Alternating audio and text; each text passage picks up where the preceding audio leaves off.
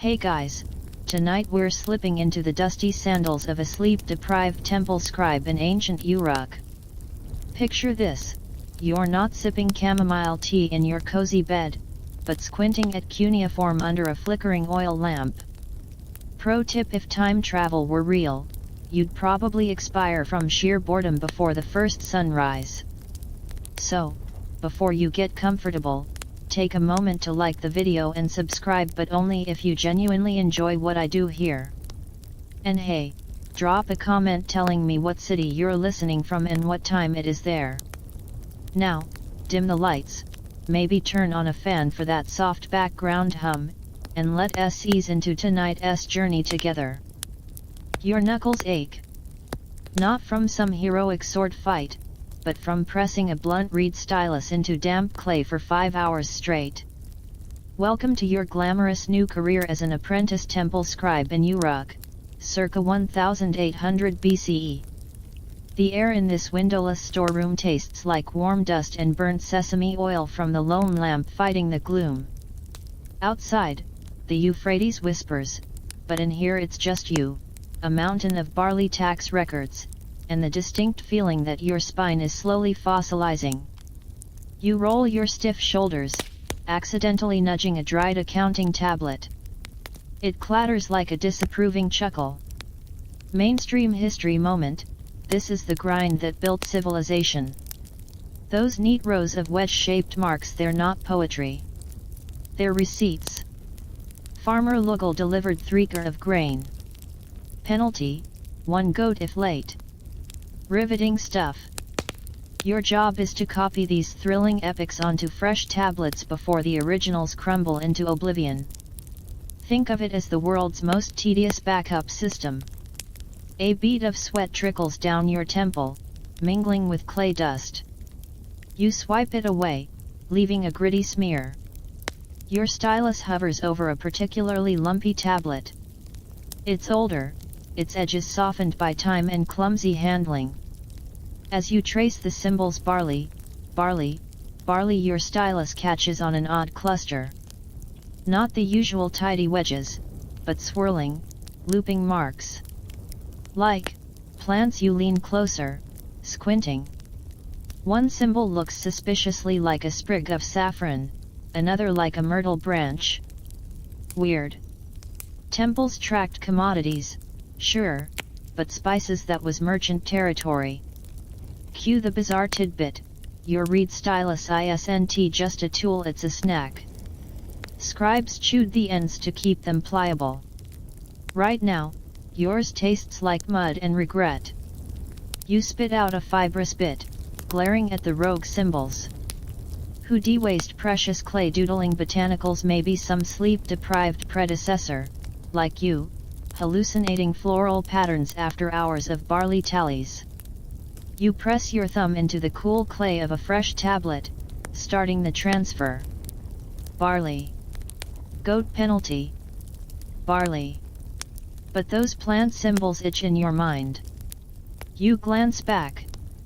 Nestled between lines documenting a missing donkey and a dispute over fishhooks, the delicate carvings seem almost alive. One resembles a star-shaped blossom you've seen crushed into expensive oils. And here's the academic head-scratcher. Some cuneiform experts argue these rare floral glyphs are just shorthand for medicinal herbs. Others whisper they're coded references to something far stranger, ingredients for temple rituals lost to time. No consensus. Just mysteries baked in mud. The oil lamp sputters. Shadows leap like nervous spirits. You yawn so wide your jaw cracks. Outside, the city's night murmur has deepened. Guards' sandals scrape on distant walls. A dog barks near the river. Time's slipping. You need to finish this stack before the dawn shift arrives and finds you buried under administrative debris. Focus. Barley. Fish hooks. Goat. But your stylus drifts. Without thinking, you copy one of the swirling plant symbols onto the edge of your fresh tablet. Just a tiny one. a little rebellion against the tyranny of grain. The wet clay accepts the mark effortlessly, a small, elegant curl against the rigid wedges. As you blow gently on the wet clay to set it, a night breeze, thick with the scent of river mud and baking bread from a late-night oven, snakes into the room. It flutters the lamp flame, making the shadows dance wildly across the stacks of tablets. For a heartbeat, the swirling symbol you just copied seems to pulse in the flickering light. You blink. Fatigue, obviously. You stretch again, your back protesting like a unoiled gate hinge. Just a few more tablets. You reach for the next ancient slab in the pile, a thicker, heavier one, coated in a finer layer of dust. As your fingers brush it, a tiny cloud puffs up, making you sneeze. Wiping your nose on your rough linen sleeve, hygiene standards, delightfully low, you turn the tablet towards the light. This one isn't about barley. Column after column of those same strange, looping plant symbols fill its surface. More than you've ever seen. Interspersed are tiny, intricate drawings, a drop falling into a jar, smoke coiling upwards, a stylized eye, closed. At the very bottom, partially chipped away but still chillingly clear, is a sequence of symbols that doesn't need translation, a crescent moon, a wavy line, water tears, and an empty, overturned vase. The breeze sighs through the room again, suddenly colder. It carries a faint, almost imperceptible scent now, not bread, not mud. Something sweet and green and unsettlingly familiar, like crushed stems after rain, but wrong. It's the scent of something forgotten, something that shouldn't be remembered. It makes the hairs on your neck prickle. You stare at the tablet. That empty vase symbol feels like a warning. Or an ending. Outside, the rhythmic clank of a guard's copper-studded spear against his shield echoes in the silent street. Closer than before. Way too close for a perimeter patrol. The lamp flame gutters violently. In the sudden, near darkness, you freeze. Not just because of the guard, but because you realize the faint, green scent isn't coming from the river anymore. It's coming from the tablet in your hands. The rhythmic thump-scrape of the guard's sandals is now terrifyingly close, vibrating through the packed earth floor right into your sandals. That faint, green scent from the tablet seems to thicken in your nostrils, sharp and alien against the familiar smells of dust and oil. Panic is a cold stone in your gut. You are very not supposed to be handling tablets this old without supervision, let alone finding weird ones that smell like haunted gardens. Discovery means, well, probably not death, but definitely demotion to cleaning the sacred goat pens. With your tongue, instinct takes over. You shove the heavy, plant-covered tablet under the nearest pile of boring barley records, a flimsy shield, but better than nothing. Your stylus clatters to the floor. You freeze again, heart hammering against your ribs like a frantic woodpecker. The footsteps pause just outside the storeroom's heavy woven reed door. You can hear the low murmur of voices, 2 guards, maybe 3. The flickering lamplight paints distorted, monstrous shadows of their spears on the wall.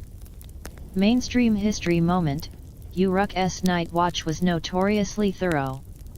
City-states lived under constant threat, rival cities, bandits, internal unrest. Guards patrolled rigorously, checking seals on storerooms like this one. Getting caught inside after hours wasn't a minor offense, it screamed thief or spy. Punishments were swift and involved things like losing a hand or paying fines you'd need 10 lifetimes of scribe wages to cover. One guard grunts, a sound like rocks grinding together. The handle of the reed door rattles. You stop breathing. This is it. Goat pen duty, hear you. Clang. Clang. Clang. Sudden, urgent bronze bells shatter the night's tension, echoing from the direction of the main temple complex. The guards outside curse loudly. One shouts, "South Gate! Intruder!" The heavy footsteps immediately pound away, fading rapidly into the distance. Relief washes over you, so intense your knees actually wobble. Thank Ishtar for incompetent intruders. You sink back onto your stool, trembling. The air still holds that unsettling green fragrance, clinging to the tablet hidden beneath the barley receipts. Curiosity, sharp and insistent, quickly drowns out the fading panic. Plant symbols, a scent, that ominous empty vase. What is this thing and why was it buried under centuries of tax records? Your official duties scream at you to finish copying the donkey dispute tablet. You're exhausted, adrenaline-jangled mind whispers, follow the scent. Enter the bizarre tidbit. Uruk's temple complexes weren't just administrative centers, they were self-contained cities. They had bakeries, breweries, workshops, and sacred gardens. Not just pretty flower beds, but meticulously cultivated plots rumored to contain plants found nowhere else in Mesopotamia. Some were for offerings, some for medicine, and whispers spoke of others grown for less orthodox purposes. Guarded like treasure, naturally, the strange scent seems to pull you towards the storeroom's back wall. Pushing aside a stack of cracked tablets destined for the recycling pit, yes, they recycled clay. You find a low, narrow opening partially obscured by a dusty reed mat, a forgotten service passage, probably for hauling supplies when this room was a pantry centuries ago. The green scent is stronger here, drifting from the darkness beyond. It smells like crushed stems, damp earth, and something else, ozone like air before a storm. Ignoring every sensible bone in your body screaming about spiders, collapse risks, and more guards, you grab the sputtering oil lamp and duck into the passage. It's tight, forcing you to crouch. The walls are rough mud brick, cool against your shoulder. Cobwebs brush your face like ghostly fingers. You creep forward, the lamplight throwing your own grotesque, leaping shadow ahead of you.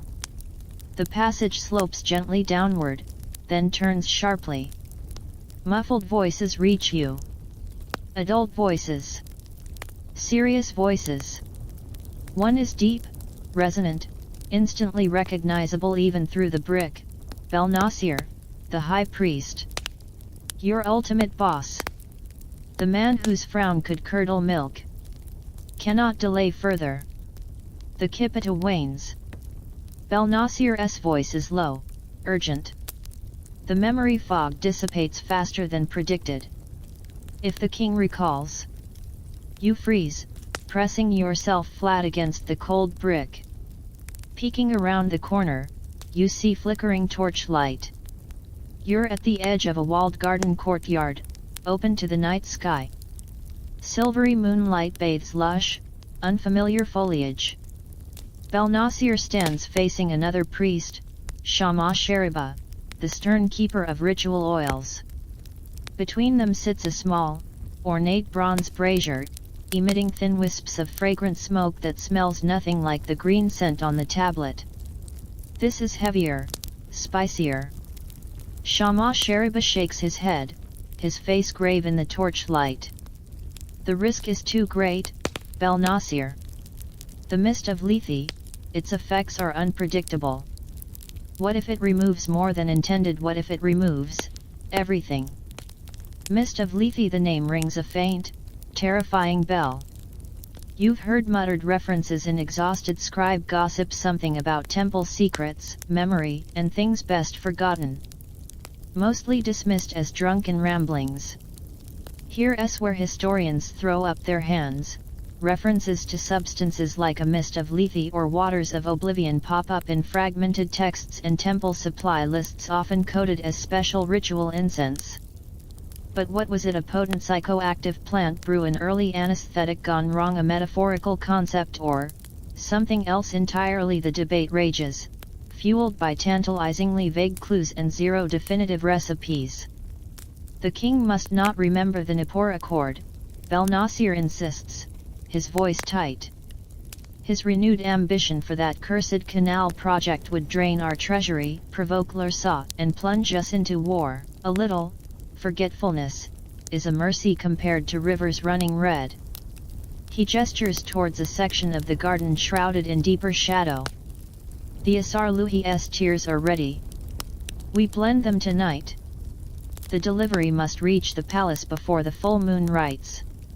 Shama Sheriba sighs, the sound heavy with reluctance. As you command, High One. But I pray to Enki this doesn't unravel like the Nisaba incident. He shudders visibly. Your mind races. Nippur Accord, that was a peace treaty signed years ago. The king wants to break it for a canal and they're planning to make him forget, with perfume made from plants called Asarluhi's tears named after the god of exorcism. This is monumentally bad. And monumentally above your pay grade. You need to get out. Now. You start to inch backwards, your sandal scraping softly on the gritty floor. Too softly, you think. Cue the moonlit panic, a cloud drifts away from the moon. Brilliant silver light floods the courtyard, slicing through the shadows right onto your hiding spot. Belnasir, mid-sentence, stops. His head snaps towards the passage entrance. His eyes, sharp as obsidian blades, lock onto yours for one paralyzing heartbeat. You see not anger, but I see, calculating recognition. He sees you. Time stops. Then crashes back. Intruder. Shama Sheriba bellows, pointing a trembling finger. You don't wait. You spin, scrambling back up the passage like a startled lizard, the oil lamp swinging wildly, casting frantic, dancing shadows. Behind you, shouts erupt, followed by the heavy thud of running feet and the terrifying shhhk of bronze spear points scraping against the brick walls of the passage entrance. They're coming. They're coming fast. You burst back into the storeroom, sending a cascade of tablets clattering to the floor. No time for stealth. You grab the heavy, plant-covered tablet from under the barley pile. Evidence, maybe salvation, maybe just a really bad idea. It feels unnaturally cold and heavy. The green scent is overwhelming now, cloying, making your head spin. You dash for the main door, yanking it open just as a spear point thrusts through the reed mat covering the service passage behind you. Cool night air hits your face. You plunge into the maze of narrow alleyways behind the temple complex, the heavy tablet clutched to your chest like a misshapen, fragrant shield. The shouts of the priests and the clatter of pursuing guards echo off the mud brick walls. You duck under drying laundry, skid around corners slick with refuse, your breath ragged. Ahead, the dark mass of the Temple of Inanna looms, its famous ziggurat-step silhouette against the starry sky. To your right, moonlight glints on water, the great courtyard reflecting pool, surrounded by dense thickets of reeds and ornamental palms. Sanctuary. You hear the thud-thud-thud of the guards gaining, their torches flickering at the end of the alley you just left. The reeds by the pool are tall, whispering in the night breeze. It's your only chance. You dive sideways, plunging into the dense stand of reeds at the pool's edge, the cold water soaking your tunic up to the knees.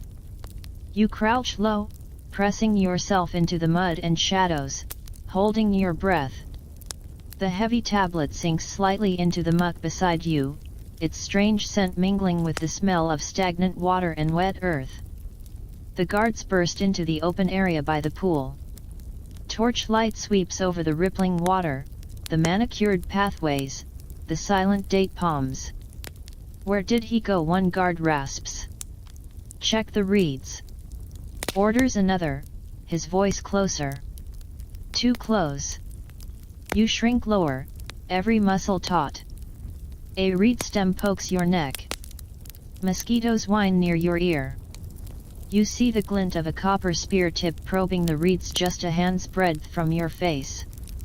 The guard grunts, shoving the spear deeper into the thicket. It slices through the air mere inches from your cheek, the cold metal humming with menace. You feel the displaced air on your skin.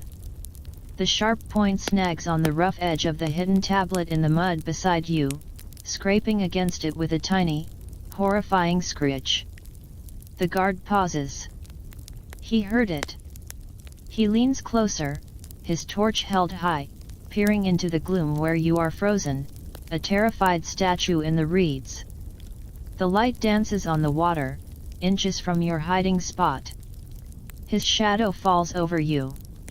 Your heart feels like it's trying to escape your chest. He raises his spear for another, deeper thrust. The spear tip gleams like a venomous fang in the torchlight, poised to pierce the reeds and you. Time stretches, thin and brittle. You squeeze your eyes shut, bracing for the bite of bronze. Halt! The bellow cracks through the night like a whip. Not from your reedy doom, but from the direction of the main temple gate. The guard probing the reeds jerks his spear back as if stung. You crack one eye open.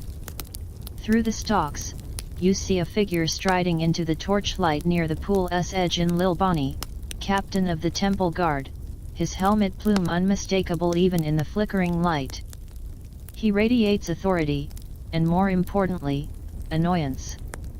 Idiots! In Lilbani snaps, glaring at the guards clustered by the reeds. The disturbance was reported at the south granary, not the reflecting pool. Some baker's apprentice saw a rat and mistook it for a demon army. Get your spears over there now. And check the silo seals. He gestures impatiently towards the city's southern edge. The guards grumble but obey instantly, their pursuit of you forgotten in the face of a captain's wrath and phantom rodents. Their torchlight recedes, footsteps fading rapidly. You slump into the cold mud, trembling, the adrenaline crash leaving you weak and nauseous. The heavy tablet lies half submerged beside you, its unsettling green scent now mingled with the pungent odor of stagnant water and your own fierce sweat. You wait until the last echo of the guards vanishes, then count to 100.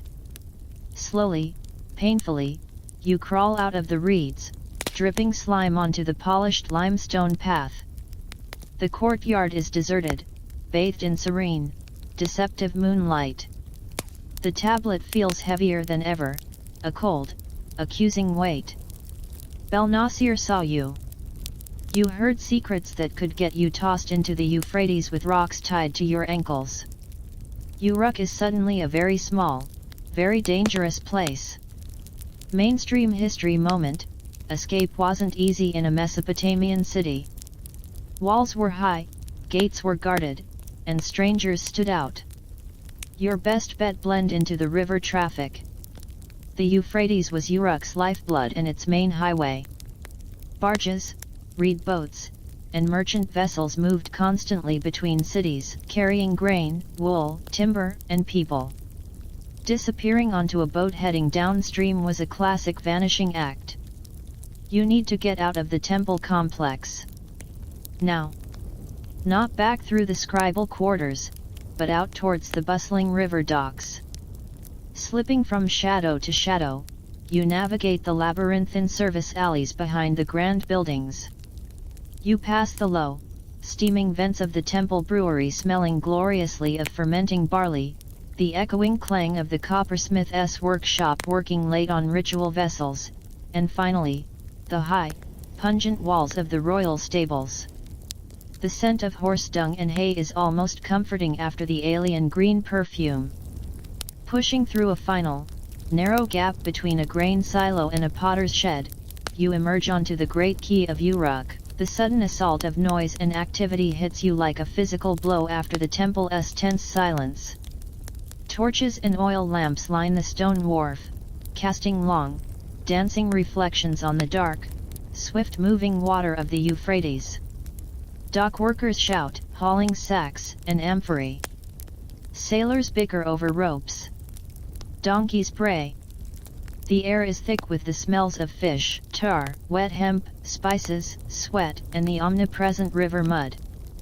You shrink back into the shadows of the shed, scanning the chaos.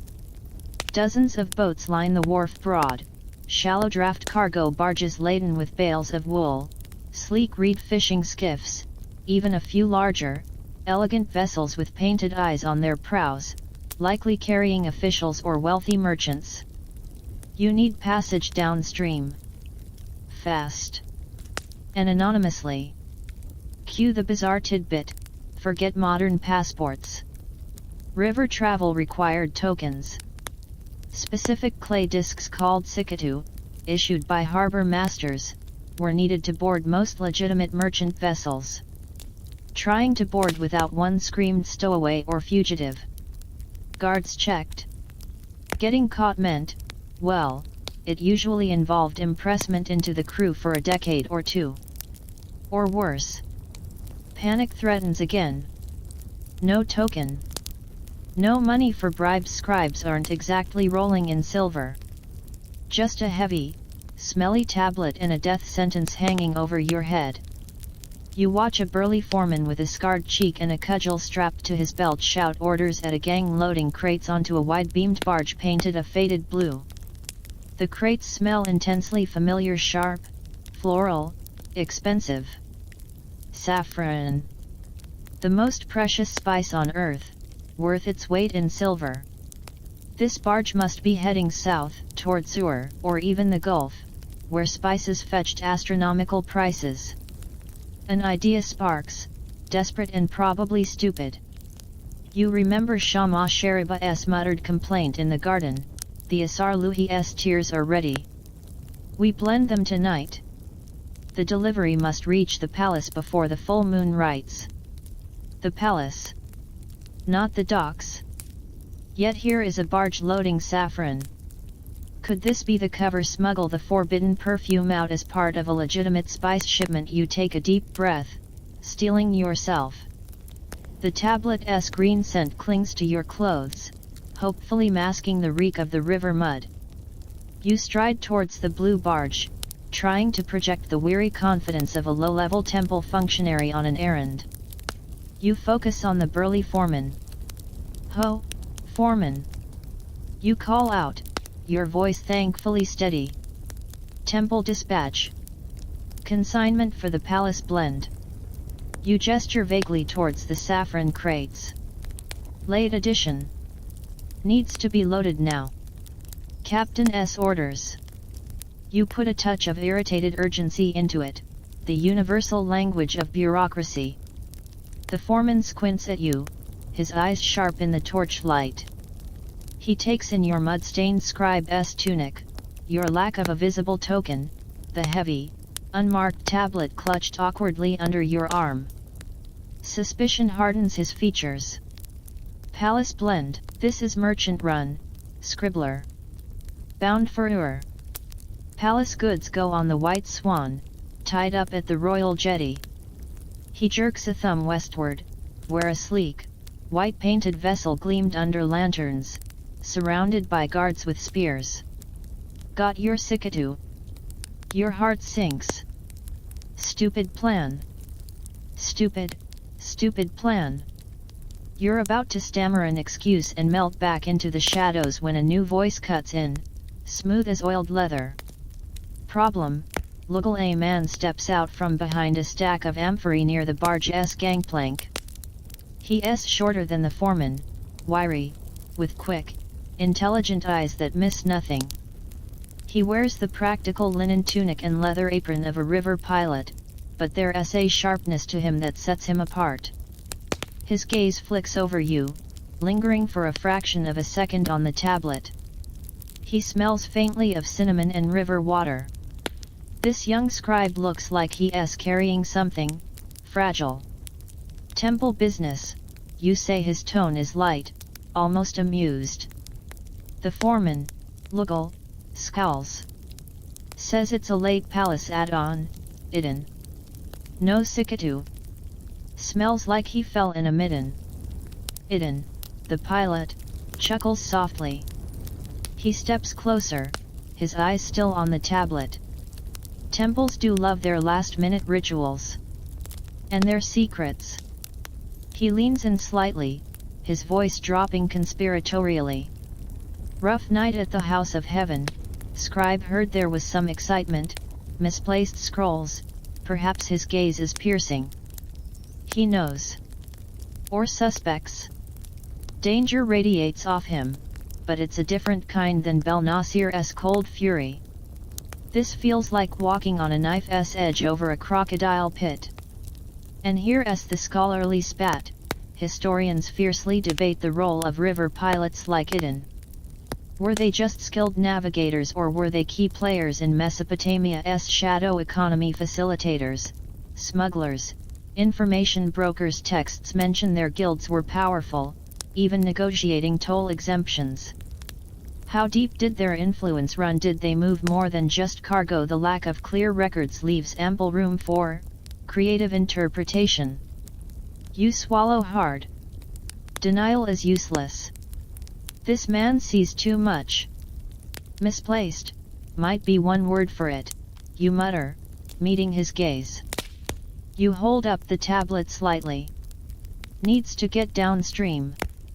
Quietly. Urgent temple business. You lay heavy emphasis on urgent and temple, hoping the implied threat of powerful backers outweighs your lack of credentials. Idun studies you for a long, silent moment. The sounds of the dock, the shouts, the creaking ropes, the slap of water against hulls seem to fade. He glances at Lull, then back at you. A slow, calculating smile spreads across his face. It doesn't reach his eyes. Urgent temple business, he echoes. Well, we wouldn't want to delay the gods' work, would we? Lull, his tone is honeyed poison. The blue heron could always use an extra pair of hands. Especially for delicate cargo. Stow your artifact in the spice locker. Stay out of sight. You work your passage, Lull. Find him a sack to hide that relic. And keep your mouth shut. Lull looks like he swallowed a lemon, but he gives a curt nod. He shoves a coarse empty grain sack at you. Relief, cold and shaky, floods you. You quickly wrap the heavy tablet in the sack, muffling its scent somewhat. Idun gestures towards the barge. Move. We cast off with the tide. And scribe, he leans close again as you pass him, his voice a bare whisper. Whatever that thing is, if it brings trouble onto my boat, I'll feed you to the river crabs myself. Slowly. Now get below. You scramble up the gangplank, clutching your sack-wrapped burden. The deck sways slightly underfoot. Lull shoves you towards a low hatch near the stern. Spice locker. Down there. Don't touch anything but your own cursed lump. You descend a short ladder into a cramped, dimly lit hold. The air is thick, almost suffocating, with the cloying perfume of saffron and other, less identifiable spices. Crates and sacks are stacked precariously. You find a cramped niche behind a stack of cedar wood boxes stamped with lotus symbols and huddle down, pulling the sack close. The barge groans as ropes are cast off. You feel the shudder as poles push it away from the quay, into the current of the mighty Euphrates. You ruck as torches recede. You made it out. For now. The tablet rests on your knees, cold even through the sack. The green scent is fainter here, buried under the spice, but still present. Asarluhi's tears. The mist of Lethe. You're carrying the key to making a king forget. And Idun, the river pilot with eyes like a hunting hawk, knows you have something. You close your eyes, listening to the rhythmic dip of the steering oars and the gurgle of the river against the hull. The journey downstream has just begun. The danger is merely changing shape. The relative quiet of the hold is shattered by a sudden commotion above deck. Shouts angry, alarmed.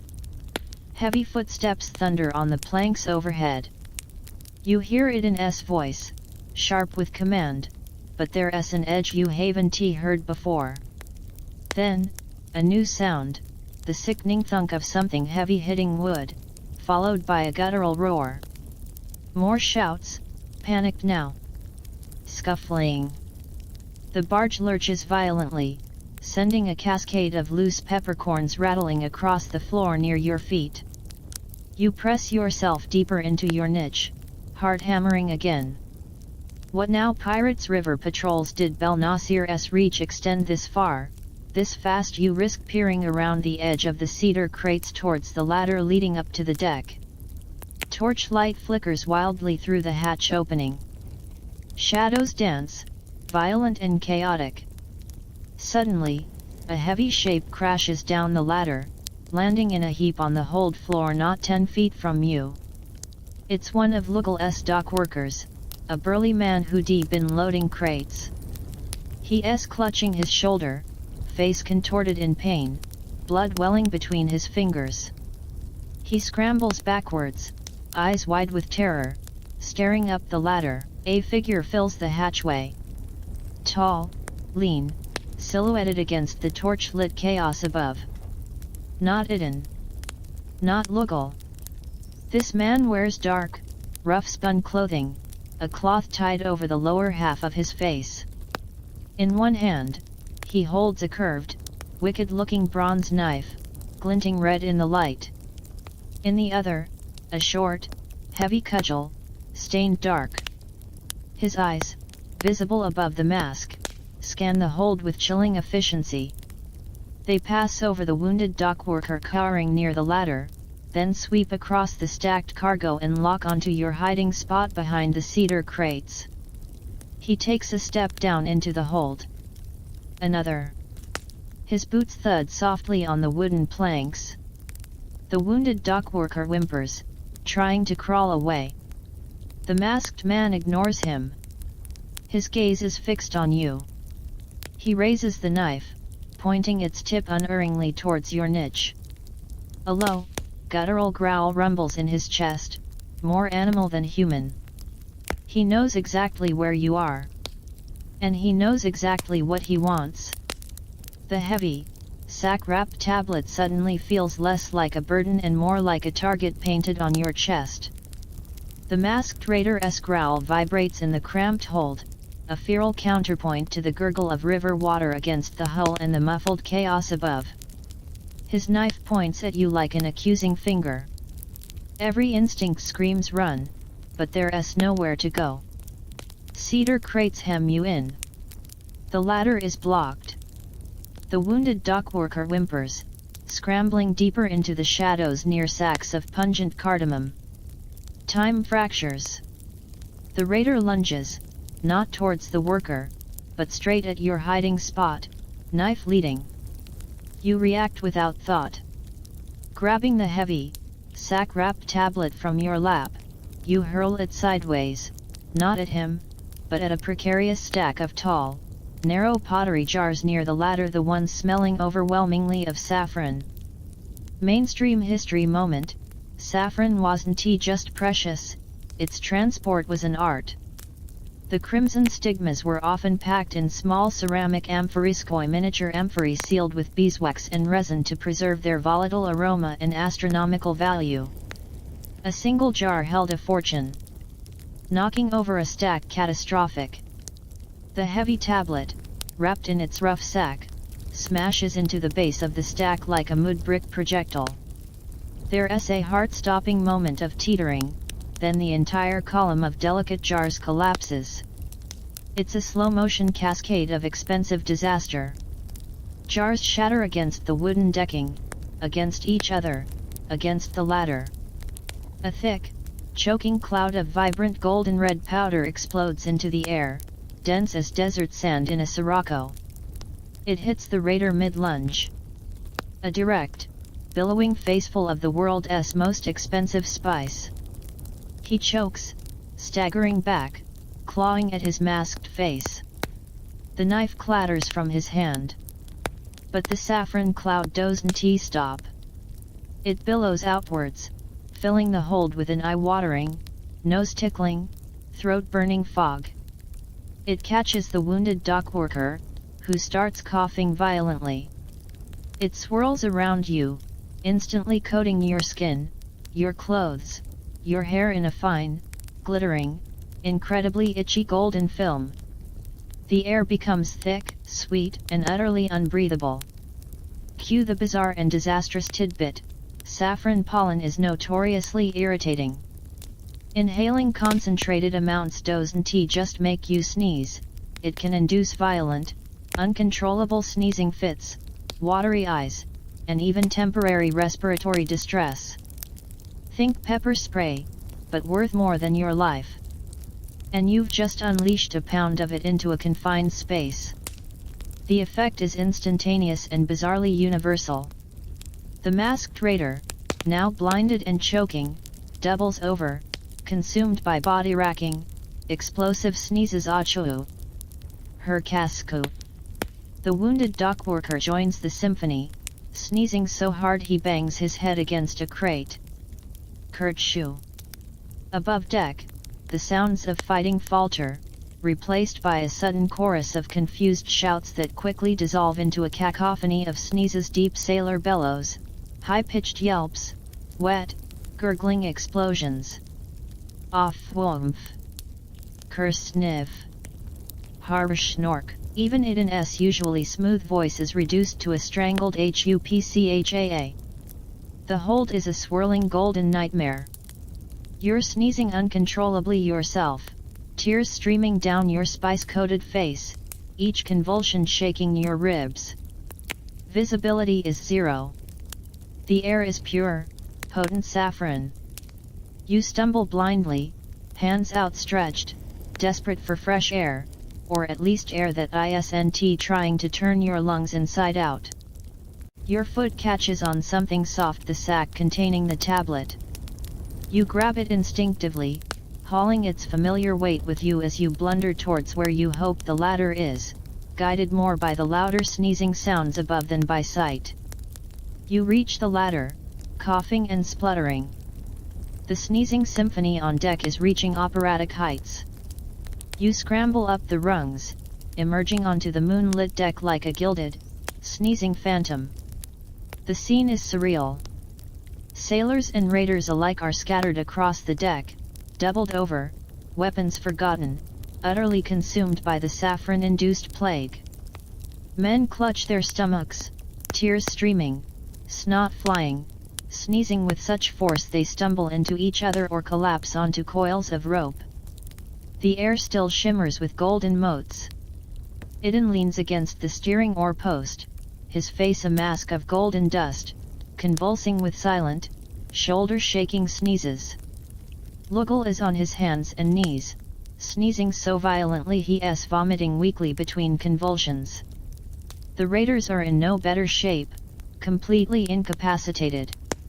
One raider, perhaps the leader, a burly man with a scar across his shaved scalp, tries to rally his men through his own sneezing fit. Gigi grab they. Hirschnort. SP Spice. Kirby Lam. He points a trembling, dusty finger towards the open hatch, then succumbs to another violent paroxysm that sends him crashing into the mast. You don't hesitate. This is your only chance. Clutching the sack, you stumble towards the side of the barge furthest from the melee, near the stern. The Euphrates flows dark and swift beside you. You glance back. Iden, amidst his sneezing, has locked eyes with you. There's fury there, and a dawning realization. He knows you caused this golden disaster. He tries to shout, but it comes out as a wet, choked yoo-hoo. Hackshu. Here's the academic puzzle: who were these river raiders? Evidence of piracy on the Tigris and Euphrates' plentiful texts lament losses, kings boast of suppression campaigns. But were they organized bands, desperate locals, disgruntled mercenaries, or even sanctioned privateers working for rival city-states? The lines were blurry. Their motives usually straightforward: loot, ransom, slaves. Spices like saffron were prime targets. But attacking a vessel this close to Uruk bold or stupid? Historians lean towards a combination of both, fueled by opportunity and greed. Jumping into the unknown river feels infinitely safer than staying on this sneezing madhouse of a boat. You take a deep breath, instantly regretting it as saffron tickles your throat and vault over the low railing. The water hits you like a cold slap, shocking the sneezes right out of you. You plunge beneath the dark surface, the sack clutched tight. The current grabs you immediately, pulling you downstream. You kick upwards, breaking the surface with a gasp, spitting out river water and golden grit. The blue heron is already receding, a chaotic, sneezing silhouette under the moon, its crew still utterly disabled by the world's most expensive biological weapon you deployed. You float, letting the current carry you, coughing and treading water. The sack is waterlogged, heavy, but you keep a death grip on it. The tablet inside feels like an anchor, but also the only thing linking you to the terrifying secret of the mist of Lethe. Belnasir's cold eyes flash in your memory. Idan's furious, sneezing glare. You need to get out of the water. And you need to disappear. After what feels like an eternity, the current washes you towards a thicket of reeds clinging to a low, muddy bank. You drag yourself ashore, collapsing onto the slick mud, utterly spent, shivering, coated in a gritty paste of river silt and saffron. You stink of spice, fear, and Euphrates mud. The sack lies beside you, oozing dark water. The moon, high now, casts a cold silver light. You need shelter, warmth, and answers. The tablet is your only lead. With numb fingers, you untie the soggy sack and pull out the heavy clay slab. The water hasn't damaged it. Baked clay is surprisingly resilient. The strange plant symbols and the closed eye drawing seem unchanged in the moonlight. But the scent, the unsettling green scent that started this whole nightmare, it's gone. Washed away by the river or simply masked by the overwhelming reek of saffron and mud. You press your nose close. Nothing but wet clay and river. Exhaustion threatens to pull you under. But a flicker of movement upstream catches your eye. Torch light. Several points of light, bobbing steadily along the bank. Searching. Coming this way. Belnasir's men. Idan's vengeful crew, raiders looking for their lost prize. Panic surges, briefly overcoming the bone-deep weariness. You can't outrun them in this state. You scramble to your feet, scanning the dark shoreline. Beyond the reeds, the land rises into low, scrub-covered hills. And nestled against the base of one hill, partially obscured by thorny acacia bushes, you see it, a low, dark opening. Not a cave, but the unmistakable shape of a man-made structure sunk into the earth, a cellar entrance, perhaps belonging to a riverside farmstead or a deserted outpost. Desperation overrides caution. You grab the dripping tablet and stumble towards the opening, pushing aside the thorny branches. The wooden door is old, warped, hanging crookedly on leather hinges. It groans in protest as you shove it open. Dank, cool air washes over you, carrying a complex, almost overwhelming smell: damp earth, rotting vegetation, sour fermentation, and beneath it all, a faint, acrid tang like vinegar and something reptilian. It's dark inside, pitch black after the moonlight. You fumble your way down a short set of crude earthen steps, the tablet held before you like a shield. The floor is packed dirt, cool and slightly sticky. As your eyes adjust, you make out shapes: large, wide-mouthed ceramic vats lining the walls, some covered with woven reed mats, others open, Glazed jugs sit in clusters. Bunches of dried herbs hang from the low ceiling beams, looking like desiccated bats in the gloom. The air is thick, humid, and alive with the faint, bubbling gurgle of something fermenting.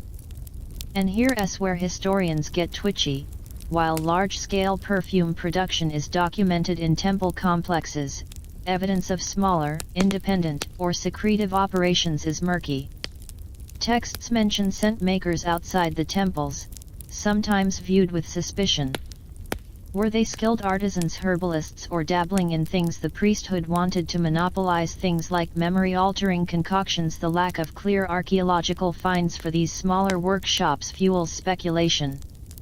Were they deliberately hidden, destroyed? A soft click echoes in the darkness near the back of the cellar. Then a spark.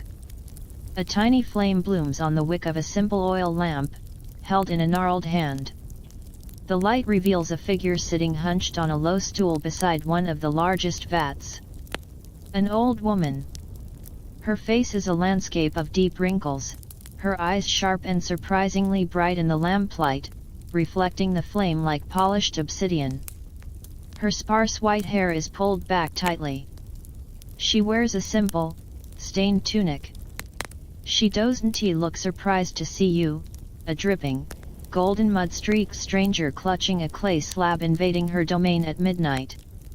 She sets the lamp down on an upturned crate beside her, next to an array of small clay bowls, pestles, and bundles of strange-looking roots and leaves.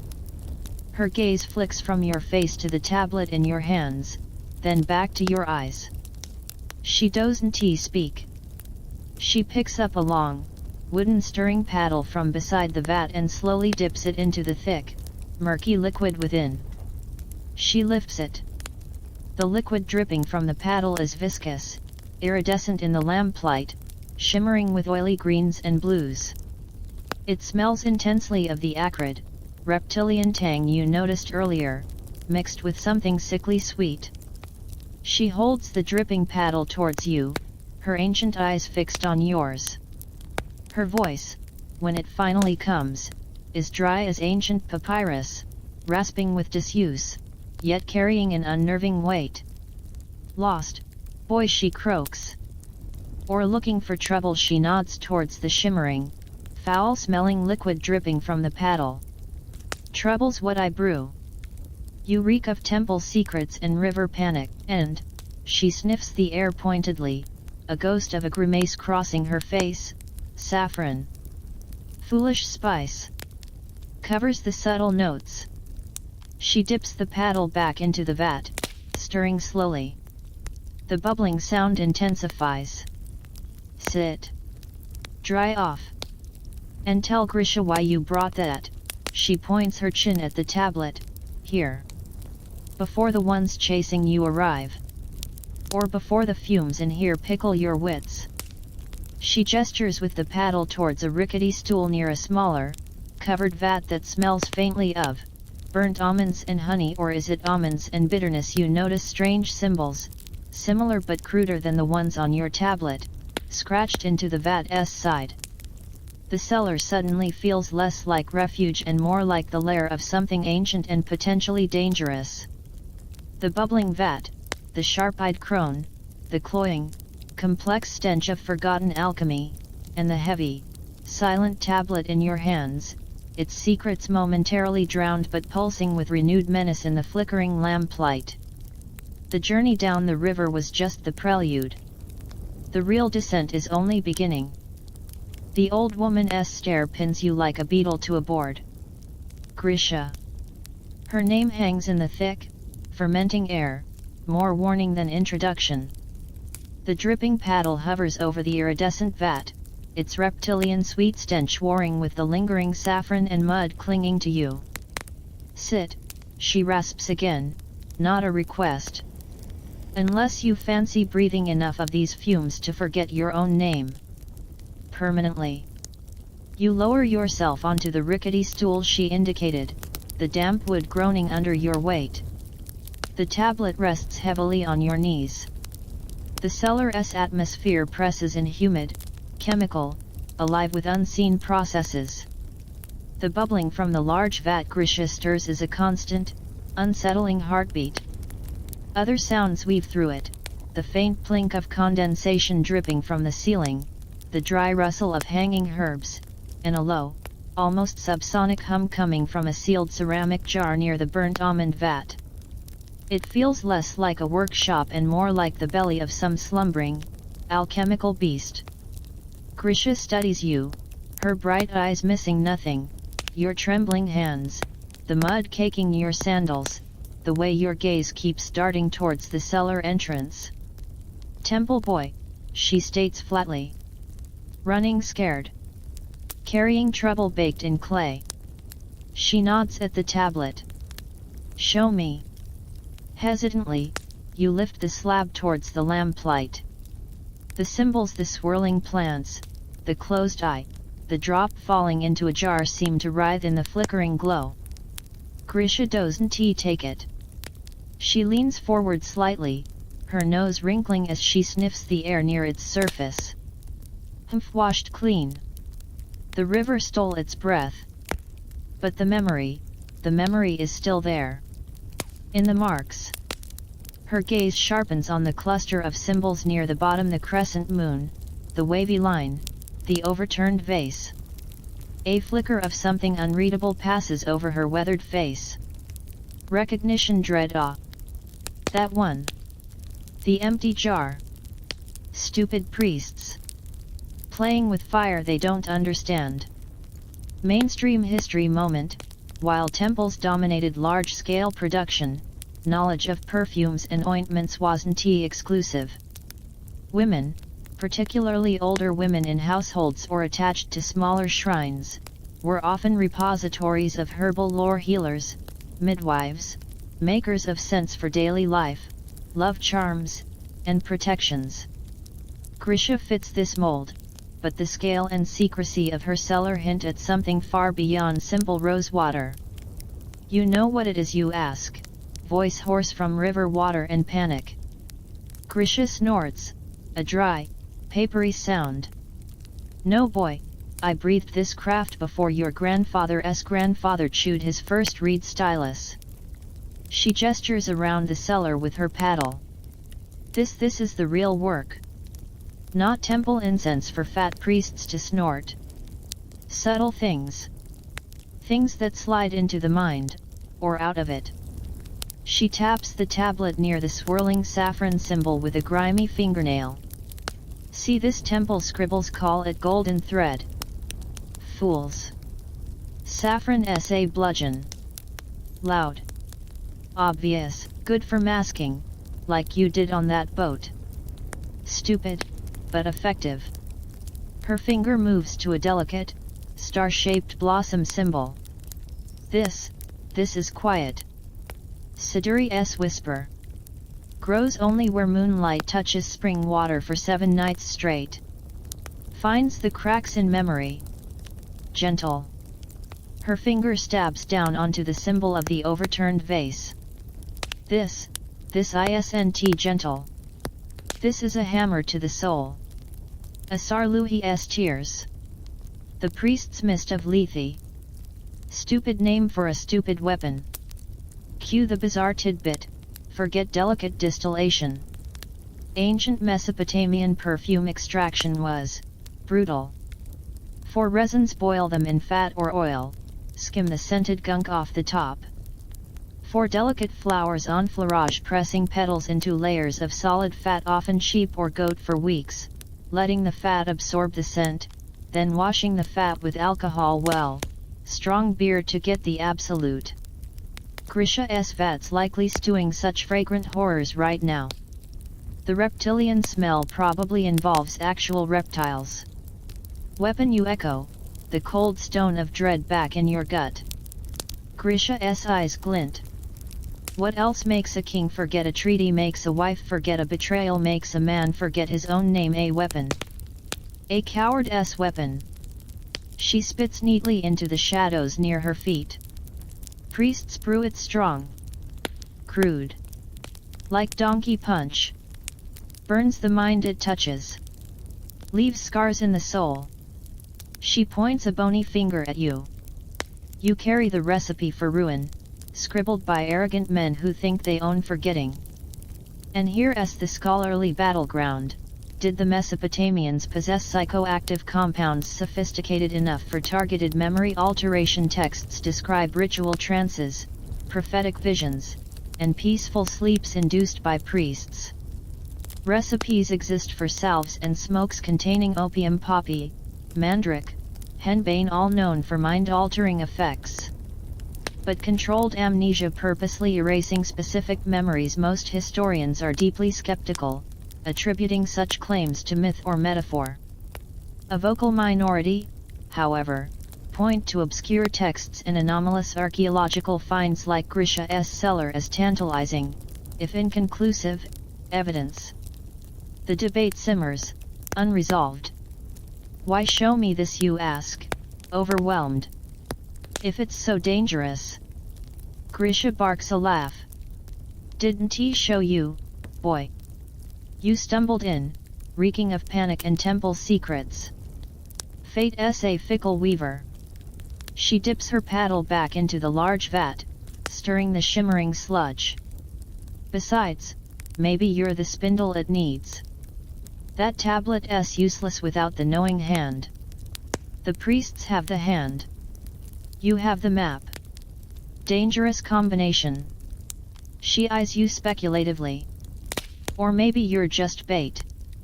Either way, you're here. And trouble's sniffing the bank. So. You learn. Fast. She moves with surprising speed for someone so ancient.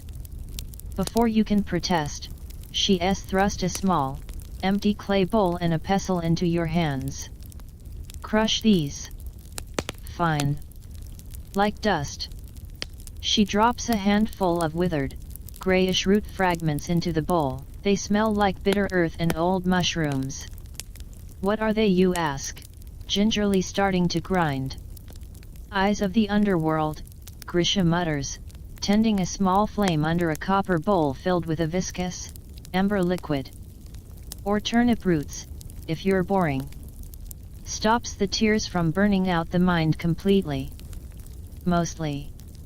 She pours a measure of murky liquid from a stoppered jug into the copper bowl. It sizzles, releasing a sharp, vinegary smell that makes your eyes water. Donkey whey. Curdled. Stabilizes the bite of the tears. If you add it at the right moment. Too soon, and it curdles the whole batch into useless slop. Too late. She shrugs. Let's just say you wouldn't forget anything ever again. Because you'd be too busy forgetting how to breathe. You focus on grinding the roots, the rhythmic scraping of pestle on clay, a small anchor in the bewildering storm.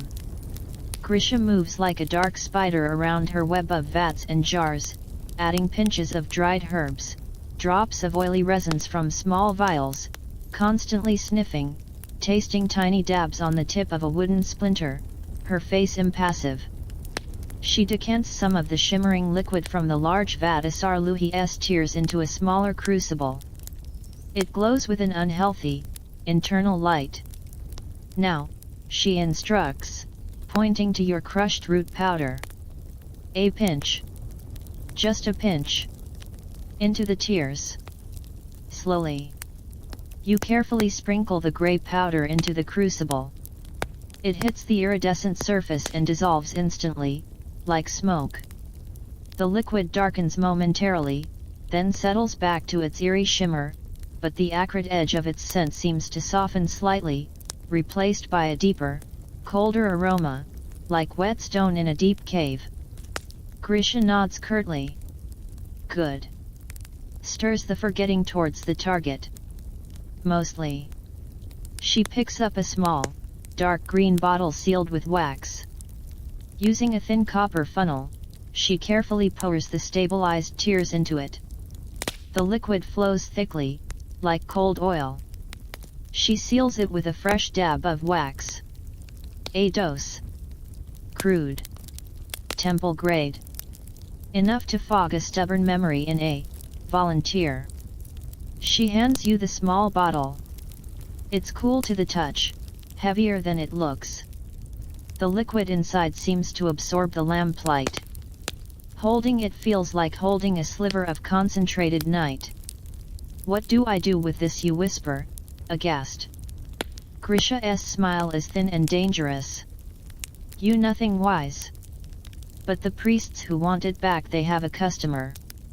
A royal one. Princess Tabni Ishtar. Heartbroken, they say. Wails all night for some merchant boy her father exiled. Distracting. Undignified. Bad for potential political marriages. Grisha spits again. Politics. Stupid reason to break a heart.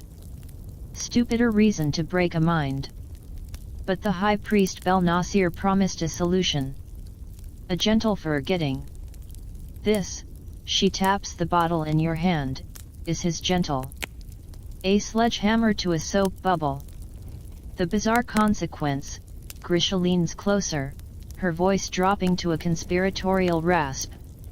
Tested a weaker batch on a palace cat once, poor beast forgot where its tail was. Spent 3 days chasing it in circles, yowling. This for a princess stupid. She fixes you with her obsidian gaze. But maybe you can be less stupid. Maybe you deliver it. Maybe you see what gentle forgetting really looks like. Maybe, her eyes flick to the cellar entrance, you learn why playing with memories is like juggling scorpions. Before you can process this horrifying assignment, a sharp, rhythmic tap tap tap echoes from above, knuckles rapping on the warped cellar door. Grisha's head snaps up. Her expression hardens. Trouble us here. Faster than I thought. She grabs your arm, her grip surprisingly strong. Out the back. Now. Through the drying room. Don't stop. Don't look back. And scribe, she shoves a small pouch of dried leaves into your free hand. Lavender. Rub it on your clothes. Covers the tears stink. Mostly. Now go. She pushes you towards a low, ragged curtain of hides hanging across a dark alcove at the rear of the cellar. You stumble through, finding yourself in a smaller chamber reeking intensely of drying herbs. Bunches hang everywhere. Moonlight filters weakly through a high, narrow ventilation slit. Behind you, you hear Grisha call out, her voice suddenly transformed into that of a frail, confused old woman, who disturbs an old woman's rest. Go away. I have no coin. Heavy footsteps thud on the steps outside. A male voice, cold and official, replies, open in the name of the Temple of Anu. We seek a fugitive. You don't wait. You scramble towards the far wall, spotting a rickety ladder leading up to the ventilation slit. It's barely wide enough to squeeze through. Clutching the small, terrifying bottle of tears in the pouch of lavender, you climb, pushing aside bundles of drying mint and sage. You wriggle through the slit, scraping your shoulders, and tumble out into the cool night air on a scrubby hillside behind the cellar. Below, you see torchlight flaring at the cellar entrance. Shouts. Grisha's voice, raised in querulous protest. You rub the lavender frantically over your tunic, the sharp, clean scent a welcome assault after the cellar's miasma. Then you run.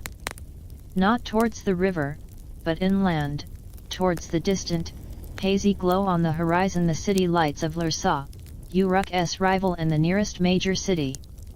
Belnasir's reach might extend to Uruk's docks, but Lursa that's enemy territory. Sanctuary, maybe. Or a different kind of trap. The small bottle of Asarluhi's tears burns in your palm like a shard of ice. Princess Tabni Ishtar's heartbreak, Belnasir's political scheming, Grisha's ominous warnings, they swirl in your head. You're no longer just carrying a secret. You're carrying the means to erase a piece of a princess's soul. The weight of it is crushing. The path ahead is dark, lit only by the cold stars and the terrifying alchemy you hold in your hand. The journey towards the palace and the princess's waiting, wounded heart has begun, and the first, irrevocable step is delivering the poison meant to cure it. Lursa's walls loom like a smudged charcoal drawing against the pre-dawn sky, jagged and imposing. Your lungs burn, legs leaden from miles of stumbling through scrubland, guided only by the city's growing glow and the frantic pounding of your own heart. The vial of Asarluhi's tears feels like a live coal sewn into the waistband of your tunic, Grisha's lavender pouch doing little to mute its psychic weight or the lingering reek of cellar alchemy and panic. Approaching the main gate as dawn bleeds pale gold is impossible. You're a mud-caked, saffron-stained fugitive clutching a Uruk temple secret. Death on a spike awaits that kind of entrance. Mainstream history moment, city walls weren't just stone, they were psychological barriers. Gates were tightly controlled checkpoints at dawn and dusk, manned by guards scrutinizing goods, checking clay travel tokens Sikatu, and eyeing strangers with deep suspicion. Entering unnoticed required guile, luck, or sewage. Every major city had its underbelly drainage channels, waste conduits, forgotten service tunnels used by maintenance crews and the desperately invisible. You find Lursa's underbelly downwind of the tanneries. A wide, foul-smelling channel carved through the bedrock, choked with reeking sludge and buzzing flies, emerges from a low arch beneath the city walls. The stench is apocalyptic, rotting offal, chemicals, and centuries of waste. Holding your breath is pointless, the smell coats your tongue. You wade in, the cold, viscous muck sucking at your sandals. Rats squeak and scatter. This is the price of invisibility. You emerge, dripping unholy filth, into a dimly lit service alley behind the pungent chaos of Lursa's industrial quarter. Dawn's light feels accusatory. Blending in is a challenge. You reek of the channel and desperation. You find a deserted, sun-baked courtyard behind a potter's kiln, its walls radiating stored heat. Stripping off your outer tunic, a lost cause, you scrub your skin and remaining tunic with handfuls of gritty sand and stale water from a cracked cistern. You rub the last of Grisha's lavender fiercely into the fabric. You're cleaner, but still look like you've wrestled a mud demon. The vial, tucked back into your waistband, pulses against your skin. Princess Tabni Ishtar. The palace. Deliver the poison. Lursa's palace complex, the Agalma, sits atop a raised platform, a smaller cousin to Uruk's ziggurat but still dauntingly grand. Guards patrol its gleaming limestone perimeter. Access requires status, invitations, or divine intervention. You have none.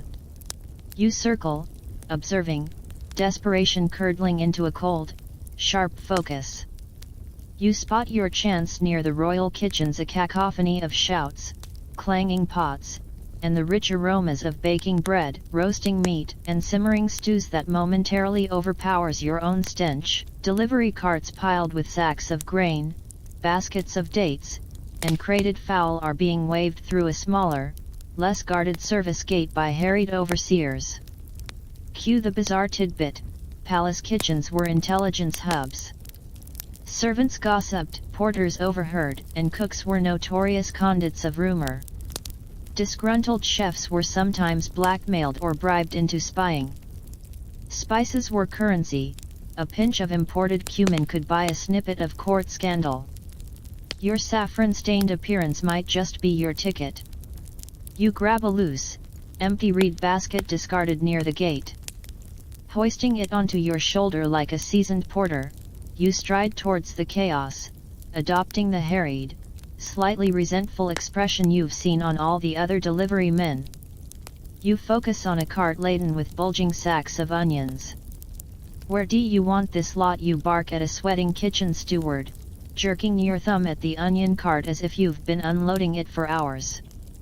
You subtly shift the basket to partially obscure your face. Storehouse or straight to the chopping blocks smells like the head chef's brewing trouble again. The steward, flustered by the morning rush, barely glances at you. Storehouse. Gods, move it. And tell Naram his leeks are late again. He waves you through, already yelling at a man struggling with a crate of squawking chickens. You're in. The palace service corridors are a maze of whitewashed walls, bustling with servants, echoing with clatter and chatter. You ditch the basket, moving with purpose but no clear direction. How do you find a heartbroken princess? You recall Grisha's words, wails all night. You follow the sound of silence. An unnatural hush. You find it near a wing overlooking a shaded courtyard garden filled with fragrant jasmine and oleander. Two stern-faced guards stand outside a door inlaid with lapis lazuli stars. Their rigid posture radiates off-limits. A low, muffled sob drifts from within. Princess Tabni Ishtar's chambers. Panic flares. How do you get past the guards? Deliver a vial. Announce yourself as a memory assassin from Uruk. You're weighing the merits of hiding in a linen closet until nightfall when a side door opens further down the corridor.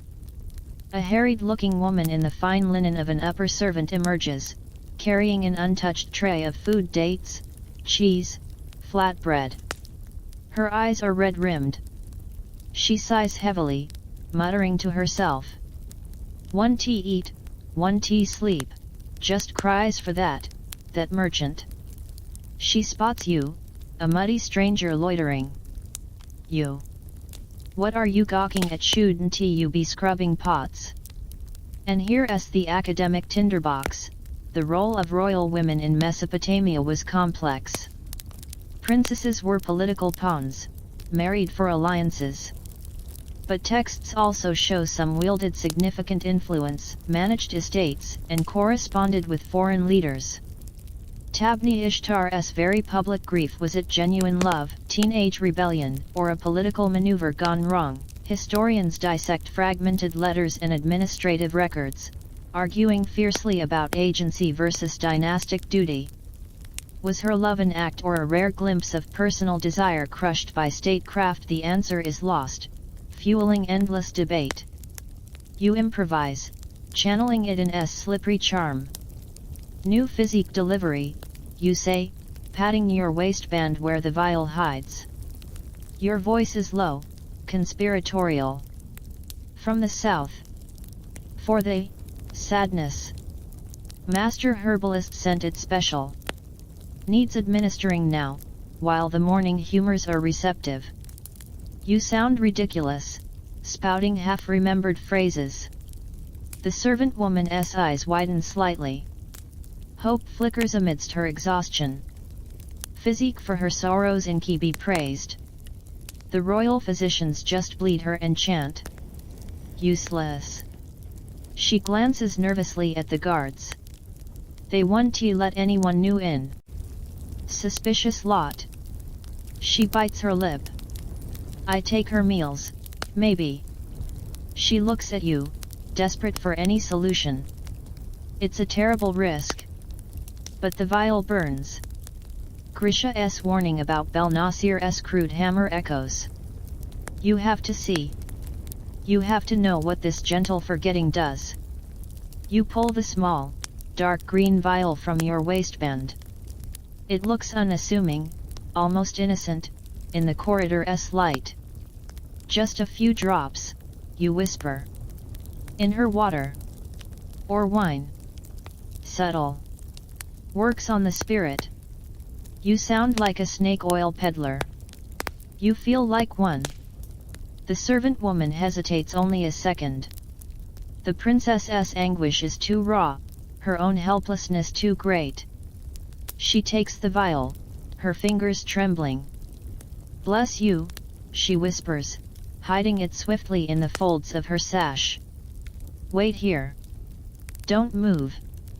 She squares her shoulders, picks up the untouched tray, and approaches the guards. A brief, murmured exchange. They recognize her, wave her through. The door closes behind her. You press yourself into a shadowed alcove, heart hammering against your ribs. Time stretches, thin and agonizing. Silence from the room. Then, the muffled sobs stop. Abruptly, a different sound emerges. Not crying. A soft, rhythmic, thumping like a hand patting stone, then, a voice. The princess's voice, but utterly transformed. Gone is the heartbroken wail. It's lighter, almost, giggling, then, clear as a bell through the heavy door. Who's a handsome boy you are.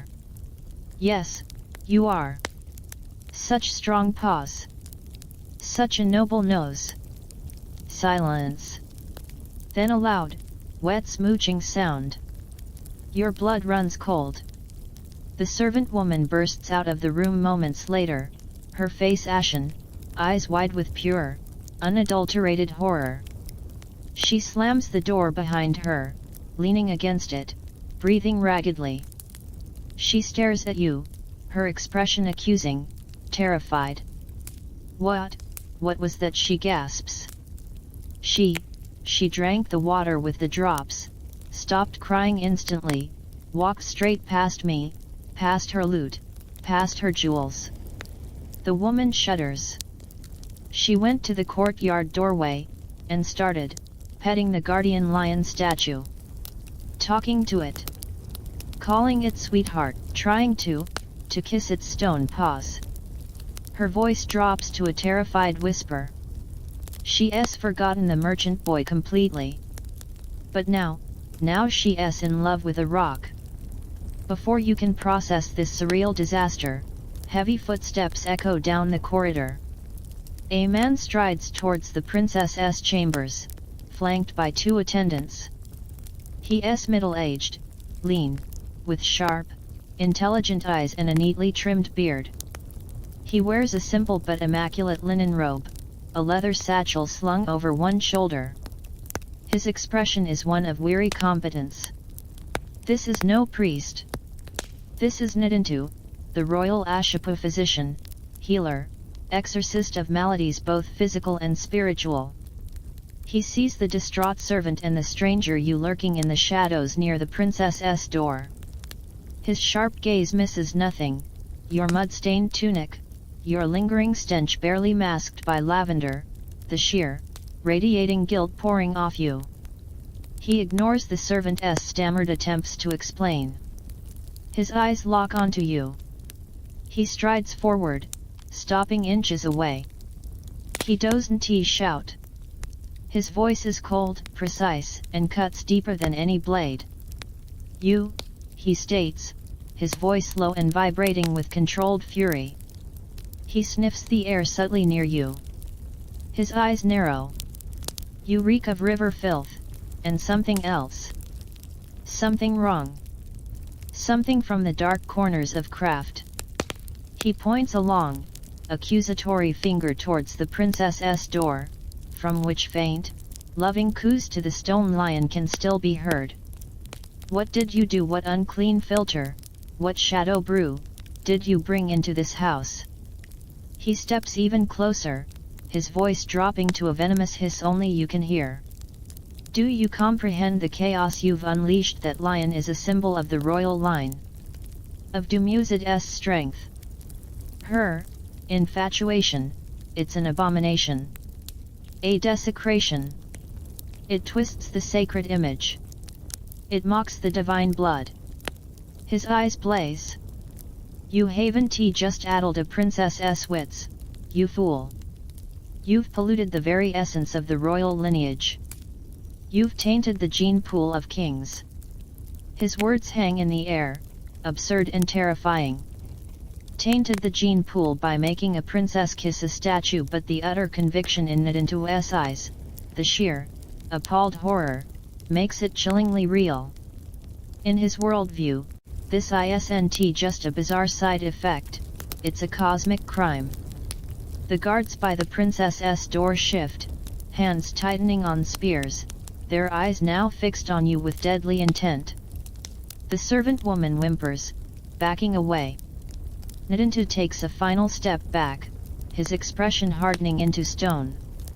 He turns to the guards, his voice ringing with cold authority. "Seize this poisoner. Take him to the holding cells beneath the Jipuru. Bind him tightly. He reeks of sorcery.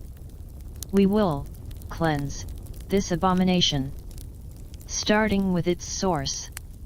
He glares at you, the physician's gaze now that of an executioner surveying his next dissection. "You will tell me what you gave her. And you will tell me how to undo this stone-kissing madness." The guards step forward, bronze spear points glinting. "Your escape route is blocked. The vial is gone. The princess is enamored with granite. And the royal physician is convinced you've committed an act of dynastic desecration." The comfortable darkness of a cell sounds almost welcoming compared to the terrifying absurdity you've unleashed. The weight of the tears has been replaced by the crushing certainty of Nidantu's wrath. Grisha's warning echoes, juggling scorpions. The scorpions, it seems, have all just decided to strike at once. The dank air of the Jipuru holding cell tastes like despair and stale urine. Rough-hewn basalt blocks, slick with condensation, press in on you. The only light filters weakly through a narrow slit high in the wall, barely illuminating the filthy straw pallet you're chained to. Nidantu's furious accusation still rings in your ears, "Tainted the gene pool of kings." Absurd. Terrifying. Princess Tabni Ishtar cooing at a stone lion was bizarre, yes, but a cosmic crime the cold iron manacle chafing your ankle feels grimly real, however. Escape seems as likely as sprouting wings. Days blur.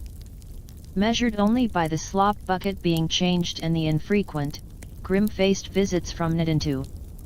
The royal Ashapu isn't interested in torture yet. He's obsessed with understanding. He brings wax tablets, sharpened styli, and relentless questions delivered in that same cold, precise tone. The vial, he demands, perched on a small stool just outside the reach of your chain. Describe its contents.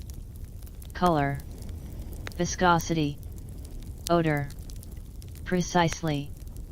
You describe the iridescent shimmer, the cold oiliness, the acrid sweetness beneath the lavender you'd used. You mention Grisha, the cellar, the bubbling vats. His eyes narrow at the name, scribbling furiously. The dosage administered, how many drops? You recount the servant's actions, a few drops in water. He mutters calculations under his breath. The subject's immediate reaction, physiological signs, pupil dilation, skin temperature, verbatim utterances. You describe the abrupt cessation of tears, the vacant calm, then the bizarre affection for the statue. His stylus scratches faster. He seems less horrified now, more clinically fascinated. Intrigued by the mechanism of the madness. Mainstream history moment. Mesopotamian medicine was a complex blend of empirical observation and supernatural belief. Ashapus like Nidantu were highly trained diagnosticians, skilled in herbal remedies, setting bones, and even rudimentary surgery. But they also believed illness could be caused by demons, divine displeasure, or sorcery. Treatment often combined practical physic like poultices or enemas with incantations and rituals to expel evil spirits. Nidantu straddles this line, treating the princess's condition as both a fascinating pharmacological anomaly and a profound spiritual pollution. One day, he arrives looking different. Haggard. A flicker of something resembling desperation in his usually controlled eyes. He doesn't bring his tablets. He dismisses the guard with a curt nod. When the heavy door clangs shut, he leans close, his voice a low, urgent rasp. The forgetting, it's spreading. You stare. Spreading how? Not contagion, he clarifies impatiently. The focus. Initially, her affection centered solely on the great lion of Dumusid in her courtyard. Now, he runs a hand over his face. Yesterday, she attempted to braid the mane of a smaller lion statue guarding the treasury. This morning, she declared profound love for a particularly fierce-looking gargoyle spout on the rainwater cistern. She tried to feed it dates. His voice tightens with professional horror mixed with profound frustration. The effect is metastasizing, targeting any representation of leonine form. It's unpredictable, unstable. He locks eyes with you. Your poison is evolving. How do we stop it? You have no answer. Grisha warned it was a hammer, not a scalpel. The tears were crude, volatile. You recall her muttering about dosage, about stabilizing agents like the eyes of the underworld root. You share this, haltingly. Nadintu listens intently, his mind working visibly. Stabilization, counteragents. He murmurs. The inverse principle. If the trigger is leonine imagery, perhaps exposure to its conceptual opposite water serpents, but how to administer. He paces the small space outside your cell, a caged predator himself. The palace is in uproar. The king fumes. The queen weeps. The court whispers of curses and divine retribution. My reputation. He stops, shaking his head, dispelling personal concerns. This aberration must be contained. Reversed. You caused it. You will provide the solution. Cue the bizarre diagnostic tool. Nadintu suddenly produces a small, intricately carved box from his satchel. Inside, nestled in lamb's wool, lies a smooth, dark brown river stone, unnaturally warm to the touch. A lapis animi, he states, seeing your confusion. A soul stone. Used to resonate with profound disturbances in the vital humors. He places it on the floor just outside your cell. Place your hand near it. Focus on the princess's condition. On the nature of the poison. It sounds like mystical nonsense. And here as the scholarly spat, did Mesopotamians use diagnostic tools beyond observation and pulse-taking? Texts mention divining stones and spirit mirrors, but were these purely ritual objects, or did practitioners believe they had genuine diagnostic properties? Some historians argue they were early attempts at psychosomatic diagnosis, focusing the healer's intuition. Others dismiss them as pure superstition. The lapis animi likely a polished hematite or magnetite nodule. Its warmth probably just held close to Nadintu's body before use. Skeptical but desperate, you press your palm against the cold bars near the stone. You think of Tabni Ishtar's vacant smile, her tender words to unfeeling stone, the terrifying wrongness of it. You think of the vial, Grisha's warnings, the shimmering poison. The stone remains inert. Nadintu watches, frowning. Concentrate on the essence of the affliction. The dislocation of affection. Frustrated, you close your eyes. You don't think of the princess. You think of Asarluhi's tears. The bubbling vat. The reptilian stench. The crushing weight of deliberate forgetting.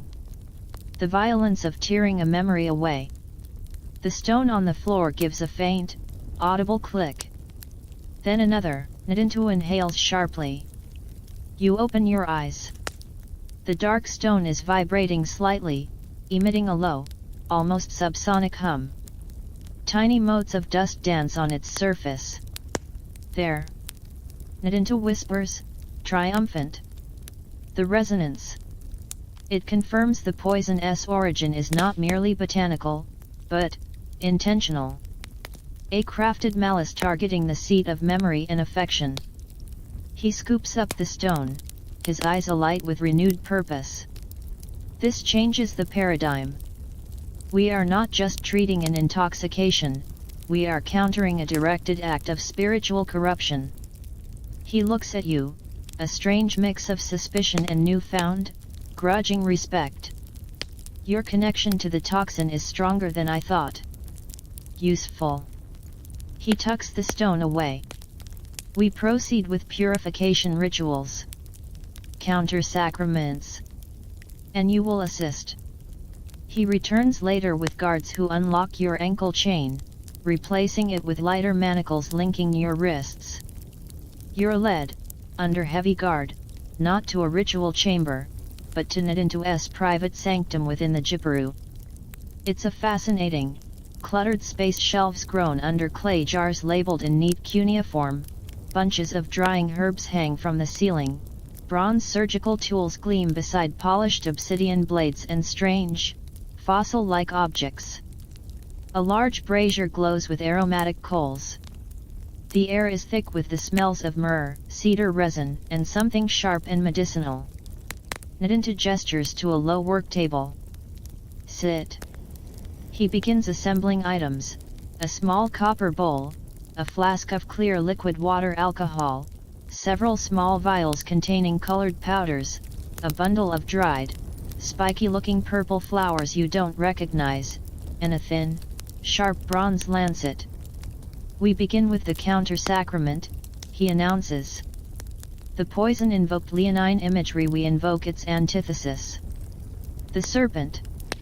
Symbol of renewal, cunning, transformation. He crushes the purple flowers into the bowl.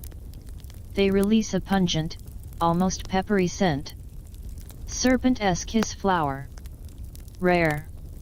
Stimulates clarity. Dispels fixed obsessions. He adds a pinch of bright yellow powder. Sulfur. Purifying fire. A drop of viscous black liquid from a tiny vial. Lamp black. Absorbs spiritual darkness. He mixes them with the clear liquid, creating a thin, murky paste that smells aggressively astringent. He turns to you, the bronze lancet glinting in the brazier light. Your role is conduit. The poison resides in your memory, in your knowing. We transfer a trace of its essence, dilute it, bind it to the counter-agent. He gestures for your manacled hands.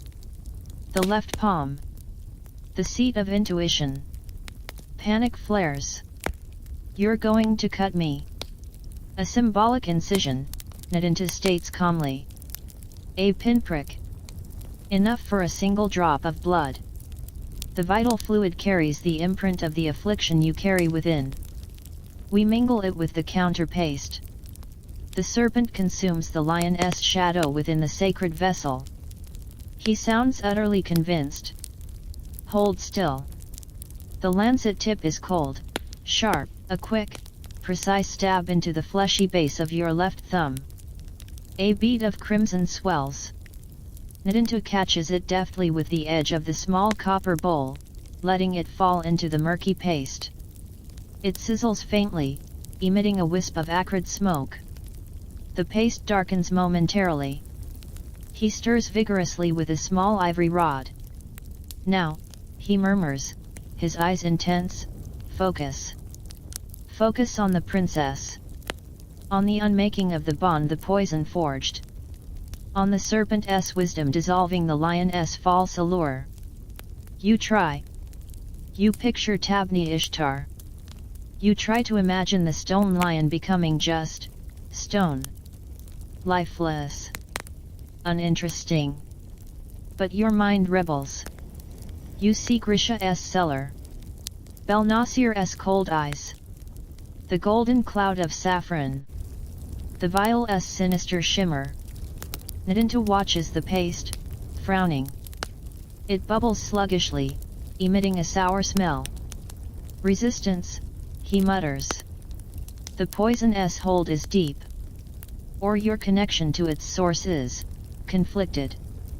He studies you, his gaze piercing. You feel guilt for the princess.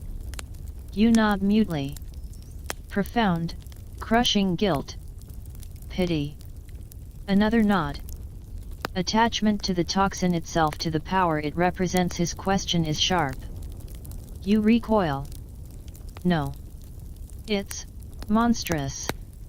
But a flicker of doubt crosses Nadinto's face.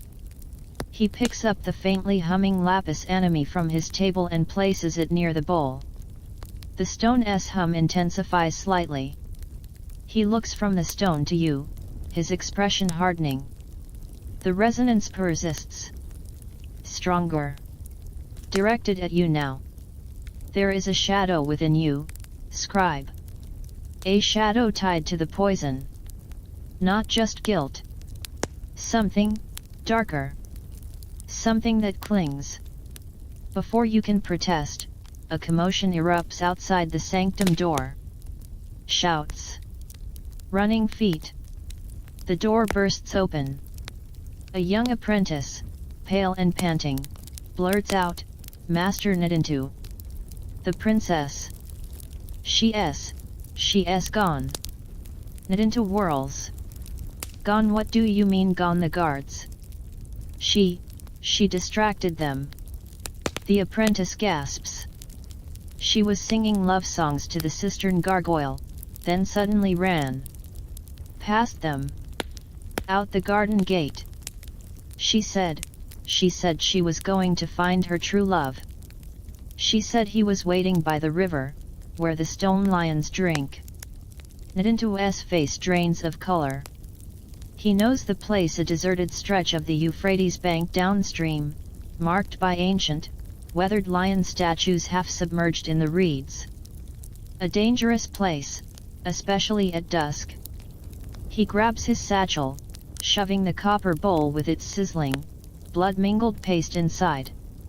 He snaps a command to the guards, "Bring him. He may yet be needed." He glares at you, the earlier clinical interest replaced by cold fury. If harm comes to her because of your poison, scribe, your suffering will make the demon Pazuzu seem merciful. Move. You're hauled to your feet, wrists still manacled, and dragged after Nadinto and the guards as they plunge into the dimming corridors of the Jipperu, heading for the palace gates. The chase is on. The princess, lost in her poisoned delusion, is seeking love in the jaws of stone beasts by the river. And you, the architect of this madness, are being hauled along as a desperate counter-charm. The weight of the tears has been replaced by the frantic terror of the chase, and the chilling realization that Nadinto might be right. Something about the poison, its terrifying power, does cling to you. Like the faint, cold scent of the cellar, it lingers in the shadows of your own mind. The fading light paints Lursaw's alleys in bruised purple and orange as you're half dragged, half shoved towards the city's river gate. Nadinto strides ahead, a figure of grim purpose, the satchel containing his sizzling counterpaste bouncing against his hip. The guard's grip on your manacled arms is iron tight, their faces set. The princess's disappearance has shifted the atmosphere from controlled crisis to raw panic. The phrase "where the stone lions drink" echoes ominously a desolate bend of the Euphrates downstream, known for its treacherous currents, sucking mudflats, and crumbling statues eroded by centuries of floodwaters. A place for smugglers, not star-crossed lovers. You burst through the river gate onto a narrow, reed-choked path skirting the bank. Dusk is deepening rapidly, the river a broad, dark ribbon reflecting the first stars. The air is thick with the scent of damp earth, decaying vegetation, and the cool, mineral breath of the Euphrates. Ahead, faintly, you hear it, a voice lifted in song. Hauntingly beautiful, utterly mad. Oh, lion of the lapping waves, your stony heart for me, it craves.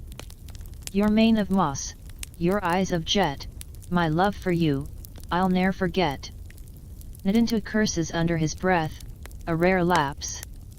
He gestures sharply for silence. You move faster, the reeds whipping against your legs. The path curves, revealing the bend. Moonlight, just cresting the horizon, silvers the scene, Princess Tabni Ishtar stands knee-deep in the shallows, her fine linen gown soaked and clinging. Her arms are outstretched towards the water. 20 paces out, half-submerged like brooding river gods, stand 3 massive, weathered stone lions.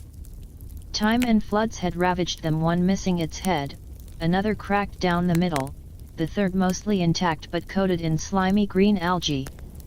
They loom, spectral and menacing in the gloom. The princess sways, singing her eerie serenade, utterly oblivious to the dark water swirling around her, the hidden drop-offs, or the thick mud that could trap her in an instant. Mainstream history moment: the Euphrates wasn't just water, it was life, death, and deity. Its annual floods fertilized the land but could also bring catastrophic destruction. Deified as the god Adigna, it was both revered and feared. Riverbanks were liminal spaces, places of trade, travel, but also danger, disease, and encounters with the uncanny. Drowning was a common fate, often attributed to malevolent water spirits, Rabiso, or divine displeasure. Tabni Ishtar, wading into its embrace while enchanted, is flirting with oblivion. Tabni. Nadinta calls out, his voice cutting through her song, sharp but controlled. Princess, come away from the water. It's dangerous. She turns, her face radiant with diluted joy in the moonlight. Nadintu. Look. He came. My beloved. She points a dripping arm towards the algae-coated lion. He heard my song. He waits for me. She takes another step deeper. The water laps at her waist. The mud beneath the surface here is notoriously treacherous. The guards tense, ready to plunge in, but Nadintu holds up a hand. No. Sudden movement might frighten her deeper. Or startle the spirits of the place. He glances at the dark water, his face tight. He believes in Rabisu. He turns to you, his eyes blazing. The counter-agent. Now. We must break the fixation before she reaches that accursed statue. He yanks the small copper bowl from his satchel. The murky paste within is still faintly warm, emitting that sour, astringent smell. The drop of your blood is a dark smear within it. The ritual requires proximity and focus. He thrusts the bowl towards you. Your manacled hands fumble to hold it. You invoked the shadow. You must help banish it. Apply it to her brow. While chanting the dissolution. Focus on the serpent consuming the lion's hold. Cue the bizarre ritual mechanics. Mesopotamian counter-charms often involved sympathetic magic and symbolic reversal. Applying a paste made with sulfur fire purification, lamp black darkness absorption, serpent's kiss flower clarity transformation, and the blood of one connected to the affliction you, directly to the afflicted's brow. It was an attempt to rewrite the poisoned script imprinted on her mind, using potent symbols to absorb the corruption and transform the fixation. Whether it had any biochemical effect beyond placebo or terror is lost to time. But Nadinta believes. Utterly. The princess sways again, singing softly to the algae lion, taking another shuffling step. The water is at her ribs now. Beloved. I come. You have no choice. Holding the bowl awkwardly in manacled hands, you wade into the cold river after Nadintu. The mud sucks greedily at your sandals. The water chills you to the bone. You focus on Tabni Ishtar's back, her damp hair plastered to her neck. Focus on the lion obsession. Focus on undoing it. You try to summon the image of a serpent coiling around the stone beast, crushing it to dust. The paste smells vile. Nadinta reaches her first. Princess. A blessing. From the river itself. His voice is loud, commanding, trying to cut through her delusion. He gently grasps her shoulder, turning her slightly. Her eyes are wide, unfocused, still fixed on the distant statue. For your beloved. To strengthen his stony heart. Seizing the moment, you lunge forward, dipping your fingers into the cold, gritty paste. You smear it thickly across her forehead, just below her hairline. It feels like violating a sacred space. She blinks, startled, her song faltering. She looks at you, confusion flickering in her eyes, then past you, back to her lion. Wah! Now! Nadintu hisses. The words. Dissolution. You have no words. No ritual chant. Only Grisha's warnings and your own crushing guilt. You blurt out the first thing that comes to mind, pouring every ounce of desperate will into it. Forget the stone. Remember the river. Remember the light. It's not a spell, it's a plea. A raw, unfiltered cry against the poison's work. You press your pasted fingers harder against her brow, willing the foul mixture to do something. Tabni Ishtar gasps. A full body shudder racks her. Her eyes, fixed on the algae lion, suddenly widen further. Not with love. With dawning, abject horror. She screams. A raw, primal sound of terror that echoes across the dark water. No. Get away. Monster. ITS. ITS devouring him. She staggers backwards, away from the statue, away from you, deeper into the river channel. She's pointing frantically, not at the algae lion, but seemingly through it, at the dark water swirling around its base. The face. The face in the water.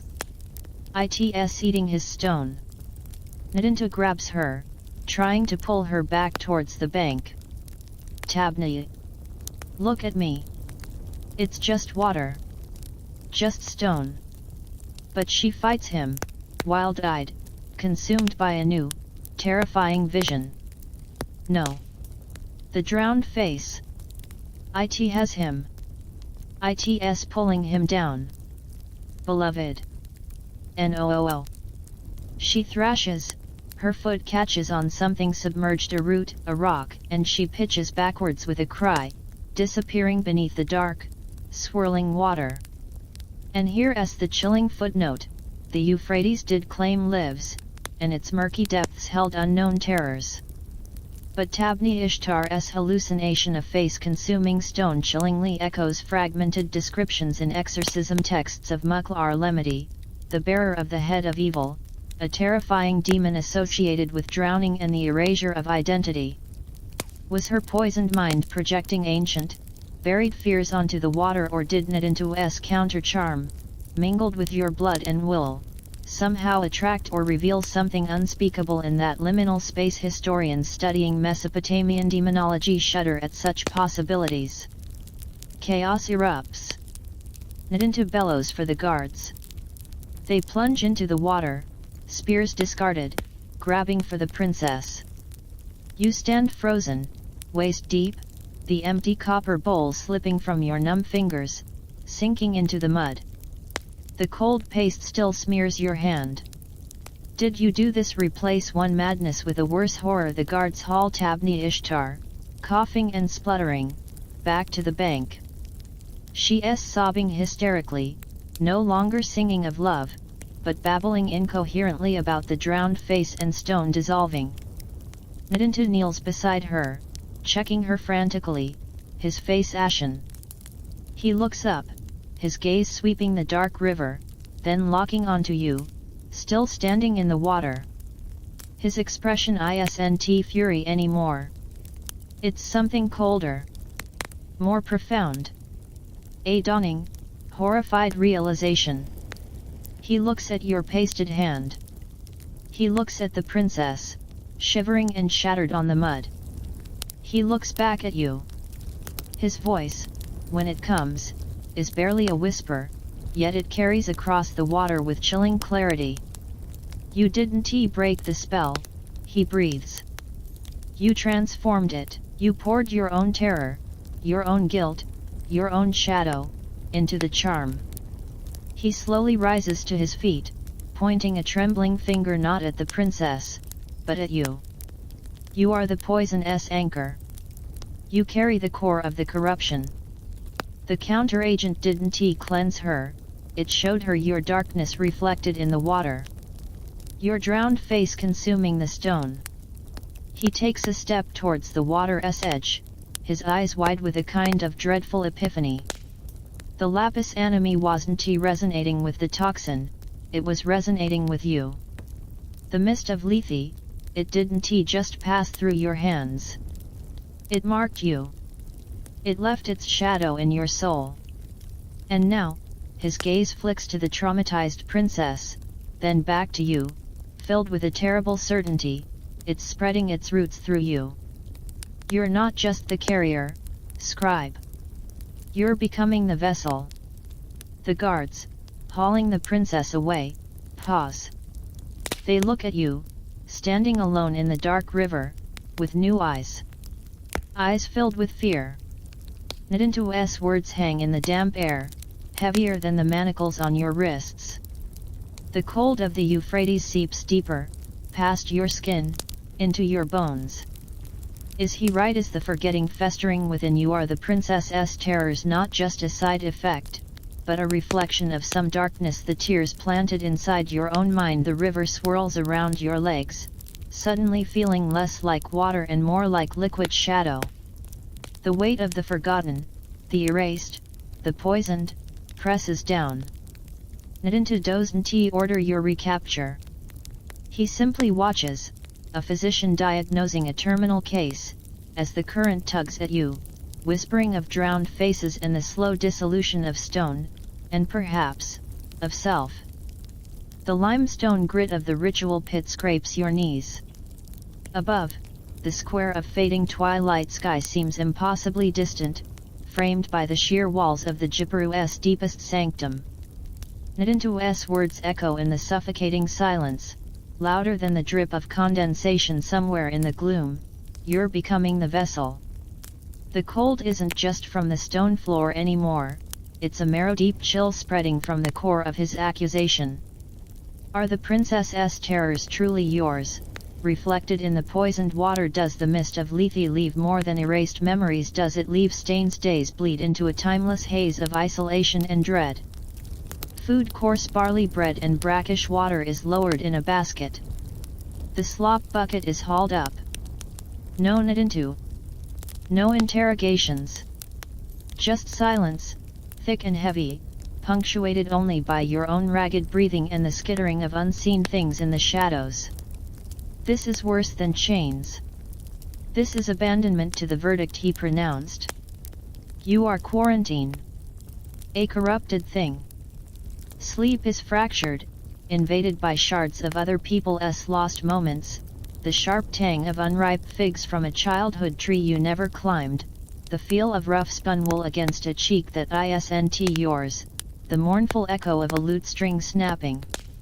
Fragments. Disembodied. Flotsam washed up on the shores of your mind.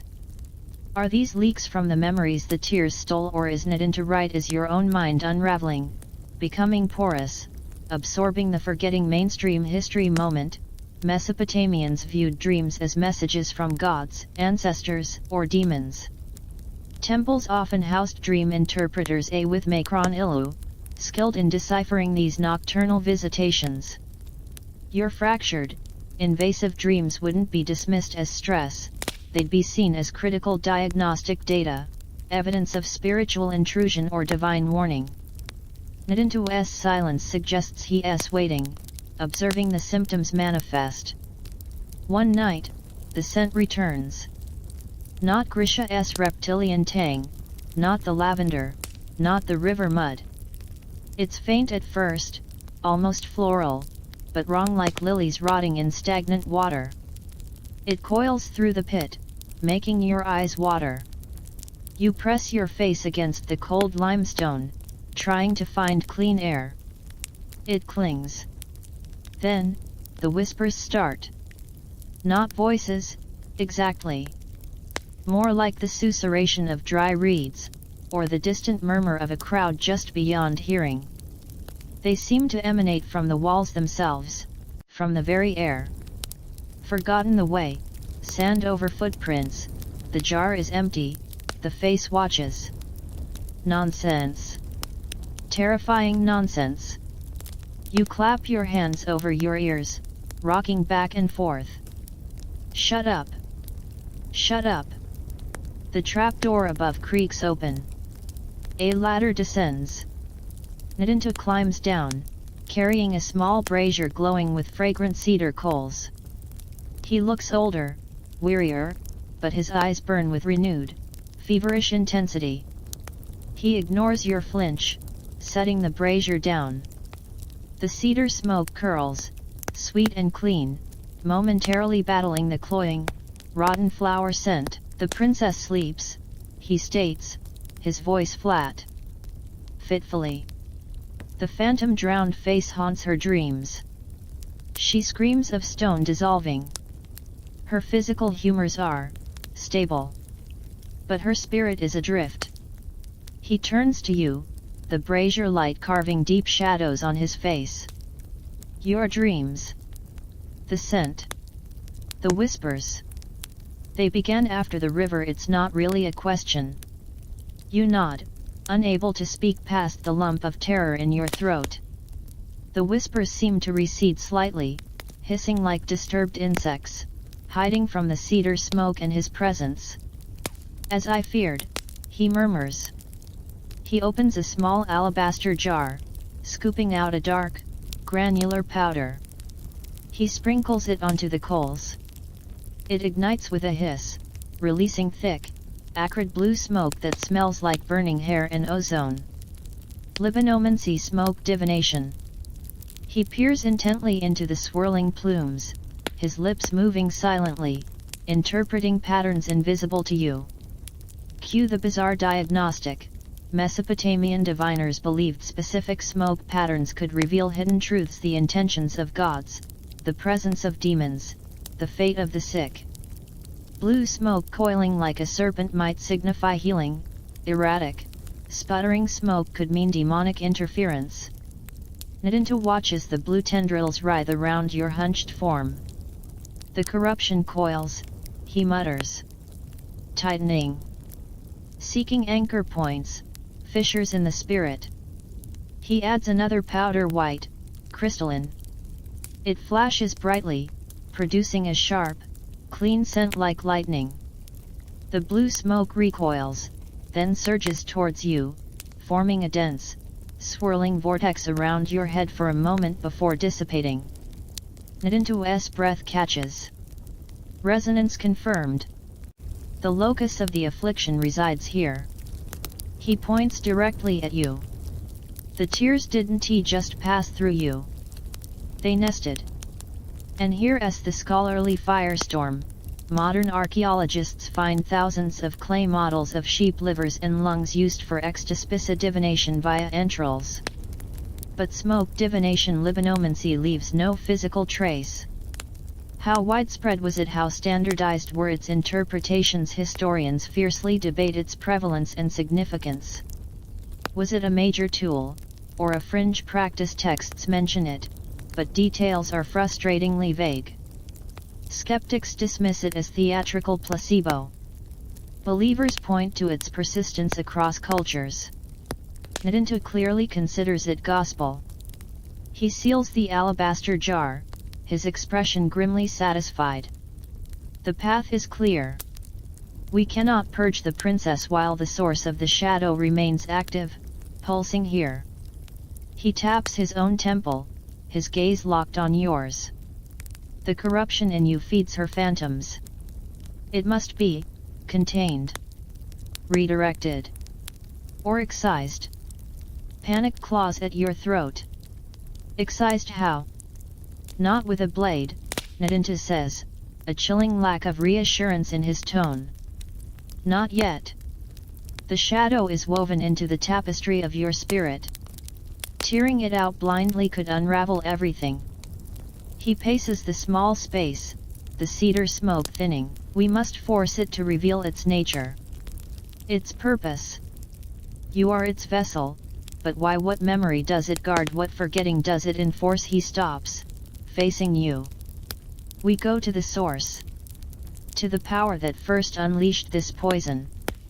We go to the palace. To the king. The world tilts. The king Belnasir wanted him to forget the Nippur Accord. The tears were meant for him. If he finds out I was involved. He already knows, Nadinta states coldly. Messengers fly faster than fugitives on foot. Belnasir knows a scribe fled Uruk with the tablet. He knows the tears were diverted. He knows his princess is afflicted. A grim smile touches his lips. He is furious. And desperate. His plan is in ruins. His gentle forgetting weapon has proven a viper, biting the hand of Lursa. He needs solutions. As do we. He gestures upward. Guards lower a bucket of water and coarse linen. Clean yourself. As much as you can. His nostrils flare slightly. You reek of fear and something else. Something cold and green. The shadow's breath. He turns to climb the ladder. We leave at dawn. You will stand before the throne of Rimsin, king of Lursa. You will hold the shadow. And we will see what the light of kings reveals. The climb out of the pit feels like ascending from a tomb. The pre-dawn air of Lursa is cool, smelling of baking bread and donkey dung, shockingly mundane after the pit's psychic miasma. Nadinta doesn't chain you. He simply walks beside you, flanked by 4 heavily armed guards, his presence a more effective shackle. He carries his satchel, doubtless holding his counter-agents, his soul stone, and the grim determination of a surgeon heading into impossible battle. Lursa's palace, the Agalma, feels different in the pale dawn light. Less imposing grandeur, more watchful fortress. Guards line the approach, their eyes hard. The atmosphere crackles with tension. Whispers follow you through the grand courtyards. The Uruk poisoner, the one who addled the princess, Nadintu's cursed vessel. The rotten flower scent seems to coil tighter around you, a personal shroud. You enter the throne room. It's vast, pillared, the air thick with the smell of polished cedar, expensive perfumes, and the sharp tang of human anxiety. Sunlight streams through high clear-story windows, illuminating the raised dais at the far end. Upon an ornate throne of inlaid ivory and ebony sits Rimsin, king of Lursa. He's older than you expected, his face lined with care, but his eyes are like chips of obsidian, sharp, intelligent, and radiating controlled fury. Beside him stands Belnasir, high priest of Uruk. His face is a mask of icy calm, but his eyes, when they meet yours, hold a promise of exquisite, protracted suffering. The air between them crackles with unspoken hostility. The shattered Nippur Accord made flesh, the bizarre audience ritual. Before petitioners could approach the throne, they had to pass the guardian of the threshold, a senior scribe who would ritually anoint their forehead with a dab of scented cedar oil, symbolically cleansing them of ill intent and marking them as entering the divine space of kingship. As you are led forward, this scribe steps towards you, his stylus dipped in oil. Nadintu holds up a hand, stopping him. This one bears a unique miasma, he announces, loud enough for the court to hear. Standard cleansing may agitate the shadow he carries. He approaches uncrowned. Murmurs ripple through the assembled courtiers. The scribe backs away, relief warring with unease on his face. The omission is a glaring declaration: you are unclean, dangerous, fundamentally other. You stop before the dais. The distance feels immense. Rimsin leans forward slightly, his gaze sweeping over you like a physician assessing a diseased limb. Belnasir doesn't move. but his hatred is a physical pressure. Nadinta steps forward and bows. Great King. Esteemed Belnasir. I present the vessel, the scribe who fled Uruk with the secret of Asarluhi's tears, and who now carries the shadow of its corruption within him. Princess Tabni Ishtar's affliction is not merely her own, it is a reflection, amplified, of the poison nesting in this one's spirit. Belnasir finally speaks, his voice smooth as poisoned honey. A convenient scapegoat, Nadintu. A lowly scribe, corrupted by stolen secrets, or did Lursa's own shadows twist the gift my temple intended for peace? The accusation hangs heavy. Lursa poisoned its own princess to frame Uruk. Rimsin raises a hand, silencing the impending diplomatic explosion. His eyes remain fixed on you. Scribe. Look at me. His voice is quiet, but it commands the vast space. You handled the poison. You witnessed its effect. Nadintu claims it festers within you now. Show us. Show us this, shadow. How do you show an internal corruption? The whispers surge in your head, a chaotic chorus, empty jar, footprints fading, the face beneath. The rotten flower scent intensifies, cloying, making your vision swim. You feel a cold pressure behind your eyes, a sense of something unfolding within the confines of your skull. Pressure builds. You gasp, clutching your temples. And then, you feel it. Not just the scent. Not just the whispers. A presence. Cold, vast, and utterly indifferent. It feels less like a demon and more like an absence. A void where memories should be. The drowned face wasn't a monster. It was the shape of the forgetting itself. The dissolving stone, the erosion of identity. It's inside you. Expanding. You look up, meeting Rimsin's obsidian gaze. You try to speak, to explain, but words crumble before they form. Instead, a sound escapes you. Not a word. Not a scream. A low, resonating hum. The same subsonic vibration emitted by Nadintu's lapis anime stone. It pulses from you, filling the sudden, dead silence of the throne room. The cedar perfume curdles. The light from the high windows seems to dim, as if a cloud has passed over the sun. Courtiers gasp, stepping back. Guards tighten their grips on spears, knuckles white. Belnasir's mask of calm finally cracks, revealing stark disbelief. Rimsin leans further forward, his expression unreadable.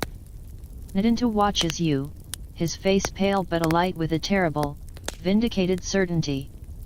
The hum deepens, vibrating in your chest, in your teeth. The scent of rotting lilies is overwhelming now. The whispers coalesce into a single, chilling phrase echoing silently in the minds of everyone present, projected not by sound, but by the resonant void within you, all jars empty. The throne room plunges into chaos. A courtier faints. Another makes a warding sign against evil. Belnasir stares at you, not with hatred now, but with something akin to horrified recognition. Rimsin slowly rises from his throne. The king's voice, when it cuts through the panic, is colder than the pit beneath the Jipperu. Bind him. Not with rope. With silver. Seal his mouth. Nadintu, you will contain this abomination within my walls. Belnasir. His gaze shifts to the high priest, filled with icy fury. You brought this shadow into being. You will help cage it. Or you will join him in the silence. The guards surge forward, not with rough hands this time, but with the reverence of men handling live lightning. Silver chains gleam. The last thing you see before a cold metal gag is fitted over your mouth is Nadintu's face, not triumphant, but grimly resolute, the physician ready to dissect the impossible. The hum within you grows louder, a ceaseless vibration of pure, terrifying erasure. The vessel is full. And it's starting to overflow. The silver chains aren't cold. They burn. A searing, bone-deep chill that feels less like metal and more like solidified river fog. The gag, a cunningly fitted bronze lattice lined with packed linen soaked in something sharp and herbal mandrake, presses your tongue down, silencing the resonant hum that terrified the throne room. But the silence inside your skull is worse. The whispers are gone, the rotten flower scent receded, replaced by a vast, echoing stillness. Not peace. The stillness of a tomb just before the roof collapses. Nadinto leads the grim procession, flanked by temple guards whose eyes dart nervously towards you. Belnasir walks stiffly beside him, radiating fury and a chilling, reluctant fascination. Rimsin's command hangs heavy, contain the abomination. You are hauled not back to the pit, but deeper into the palace complex, towards the House of Tablets Lursa's royal library and scriptorium. It's a place of hushed reverence, smelling of cedar shelves, drying ink, and dust motes dancing in slanting light. Scholars bent over clay tablets glance up, their faces paling as they see the silver-bound figure dragged through their sanctuary. Whispers die instantly, replaced by a thick, fearful silence. You're taken to a side chamber, windowless, lit by oil lamps set in niches shaped like open books. The air is dry, smelling faintly of ozone and heated clay. In the center stands a large, rectangular stone table, its surface unnaturally smooth and cool. Silver chains are anchored to its corners. You're maneuvered onto it, the silver links clinking like frozen tears. The guards secure the chains to the table anchors with heavy bronze locks. The gag remains. You are a specimen pinned for dissection. Nadinto approaches, laying out tools on a smaller table nearby, obsidian blades sharper than thought, bronze probes with needle-fine tips, small clay bowls, vials of liquids ranging from clear to viscous black, and a polished bronze mirror the size of a shield. Belnasir watches from the doorway, a shadow against the light from the main scriptorium, his expression unreadable.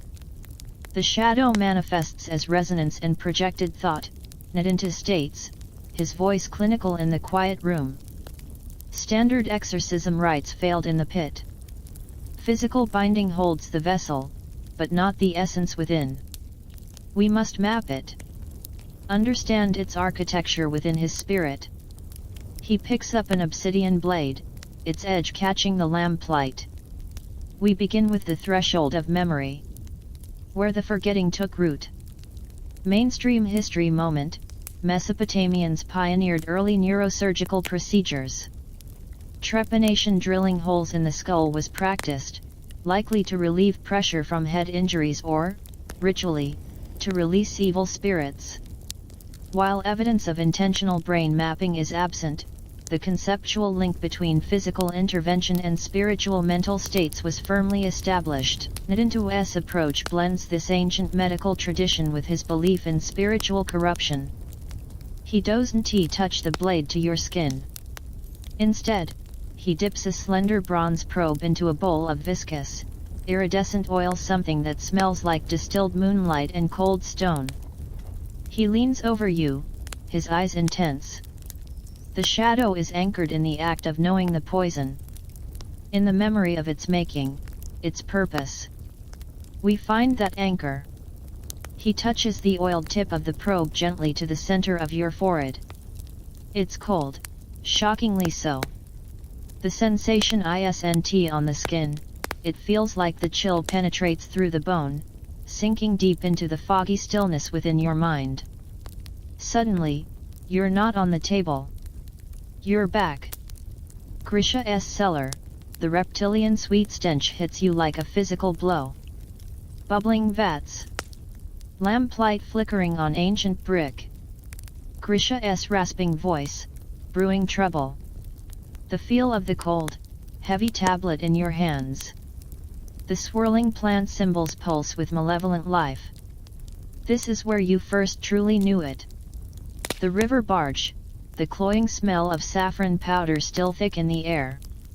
Iden's hawk-like gaze. The thud of the raider landing in the hold. The terror, the desperation. The moment you chose to use the secret, unleashing chaos. This is where you wielded the knowing. The princess's chamber, the scent of jasmine and despair. The servant's trembling hand taking the vial. The awful, expectant silence. Then the cooing. The stone lion. The sickening realization of the hammer's blow. This is where the knowing bore its poisoned fruit. The memories flash, vivid, visceral, overwhelming. But they aren't just yours anymore. They feel amplified. Laden with the cold, resonant echo of the shadow within. The silver chains burn hotter. You try to thrash, but the bindings hold fast, the gag stifles your scream. Nadinta watches your eyes, the subtle twitches, the dilation of pupils, reading the internal storm. He murmurs notes to an apprentice scribe hovering nearby. Anchor points confirmed. Vessel's personal trauma intertwined with the toxin's essence. The shadow feeds on the guilt, the fear of consequence. He dips the probe again. The cold intensifies, drilling deeper. Now, the source memory. Before the vessel's knowing. The primal act of creation. The probe's chill tunnels past your memories, plunging into a deeper, darker stratum. The images blur, become fragmented, chaotic. A darker cellar, not Grisha's older. Cruder. Torchlight flickers on sweating wood brick. Hooded figures chant in a guttural tongue. A central vat bubbles with a liquid blacker than night, emitting the true scent of rotting lilies. A hand Belnasir's younger, unlined, but with the same cold eyes drops a bundle of withered roots into the seething darkness. A Sarluhi's tears. A starving rat, caged on a stone slab. A drop of the black liquid falls onto its fur. It shudders, then goes rigid.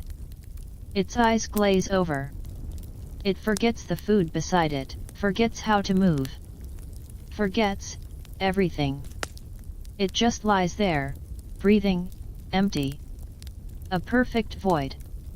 A coded tablet, similar to yours, but older, the symbols more jagged, more urgent. A hand etches the final symbol, the overturned vase, with grim satisfaction. The memory thrums with cold purpose, for the king. For the canal. For forgetting. Cue the bizarre sensory bleed, as Nadintu's probe touches this deepest memory layer, the polished bronze mirror beside the table mists over. Not with condensation, but with a fine, dark film, like soot or mold. Faint, geometric patterns, echoes of the cuneiform symbols from the primal tablet, seem to writhe beneath the surface of the film for a fleeting second before fading. Nadintu's apprentice gasps, pointing. Belnasir steps forward from the doorway, his eyes wide, fixed on the mirror. The shadow's resonance is imprinting on the physical world. Nadintu ignores the mirror, focused solely on you. His face is taut with effort. Sweat beads on his forehead. The source memory, it's guarded. Not just recalled, embodied. The shadow is that act of deliberate forgetting made manifest within the vessel. He withdraws the probe. The connection snaps. You gasp against the gag, the flood of invasive memories receding, leaving you trembling, hollowed out. The cold from the probe remains, a frozen brand on your mind. He turns to Belnasir, his voice low, vibrating with a mix of exhaustion and accusation. You see, High Priest, this is no simple toxin. It's a crafted curse. A seed of oblivion. Your mist of lethe carries the weight of its intentional creation, the malice of the forgetting. It doesn't just erase, it corrupts the space it leaves behind. And it found fertile soil here. He gestures at you, bound on the table. His proximity, his handling, his guilt, they resonated with the curse's core nature. He didn't just carry it, he amplified it. Became its living focus. Belnasir's icy composure wavers. He looks from Nadinta to you, then back to the now clear bronze mirror. His hand clenches at his side. The effect, on the princess, the projection. A side effect, Nadinta replies grimly. The curse resonating outward from its focal point. He picks up a different vial, this one containing a swirling, pearlescent liquid. Containing the vessel may contain the projection. But the curse itself, it's rooted deep. Excising it. He looks down at the obsidian blade, then back at you, his expression unreadable. May require excising the root. The source memory within him. The knowing. Before Nadinta can elaborate or Belnasir can respond, a commotion erupts in the main scriptorium. Shouts. The clatter of falling tablets. A high-pitched, wailing scream that cuts off abruptly. Then, a different sound, rhythmic, guttural chanting. Not in Sumerian. Not in any language you recognize. It sounds ancient, mechanical, wrong. Belnasir spins towards the door. What now? A guard bursts in, face ashen. Master Nadintu, High Priest. It's the archivists. They were near the vessel, when he was brought in. They started acting strange, then they just collapsed. And now, there.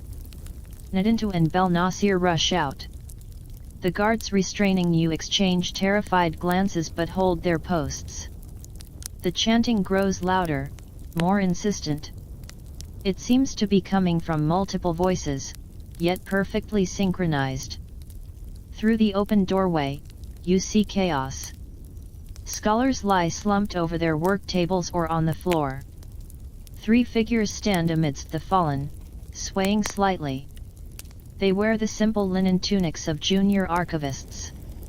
Their eyes are wide open, vacant, staring at nothing. Their mouths move in unison, forming the guttural, rhythmic chant. It's devoid of emotion, like stones grinding together. 3.14159 2655358 979323. And here's the chilling, inexplicable artifact, the chant isn't random. It's the numerical sequence of pi, extending far beyond any known Mesopotamian mathematical calculation, which typically approximated pi as 3.125.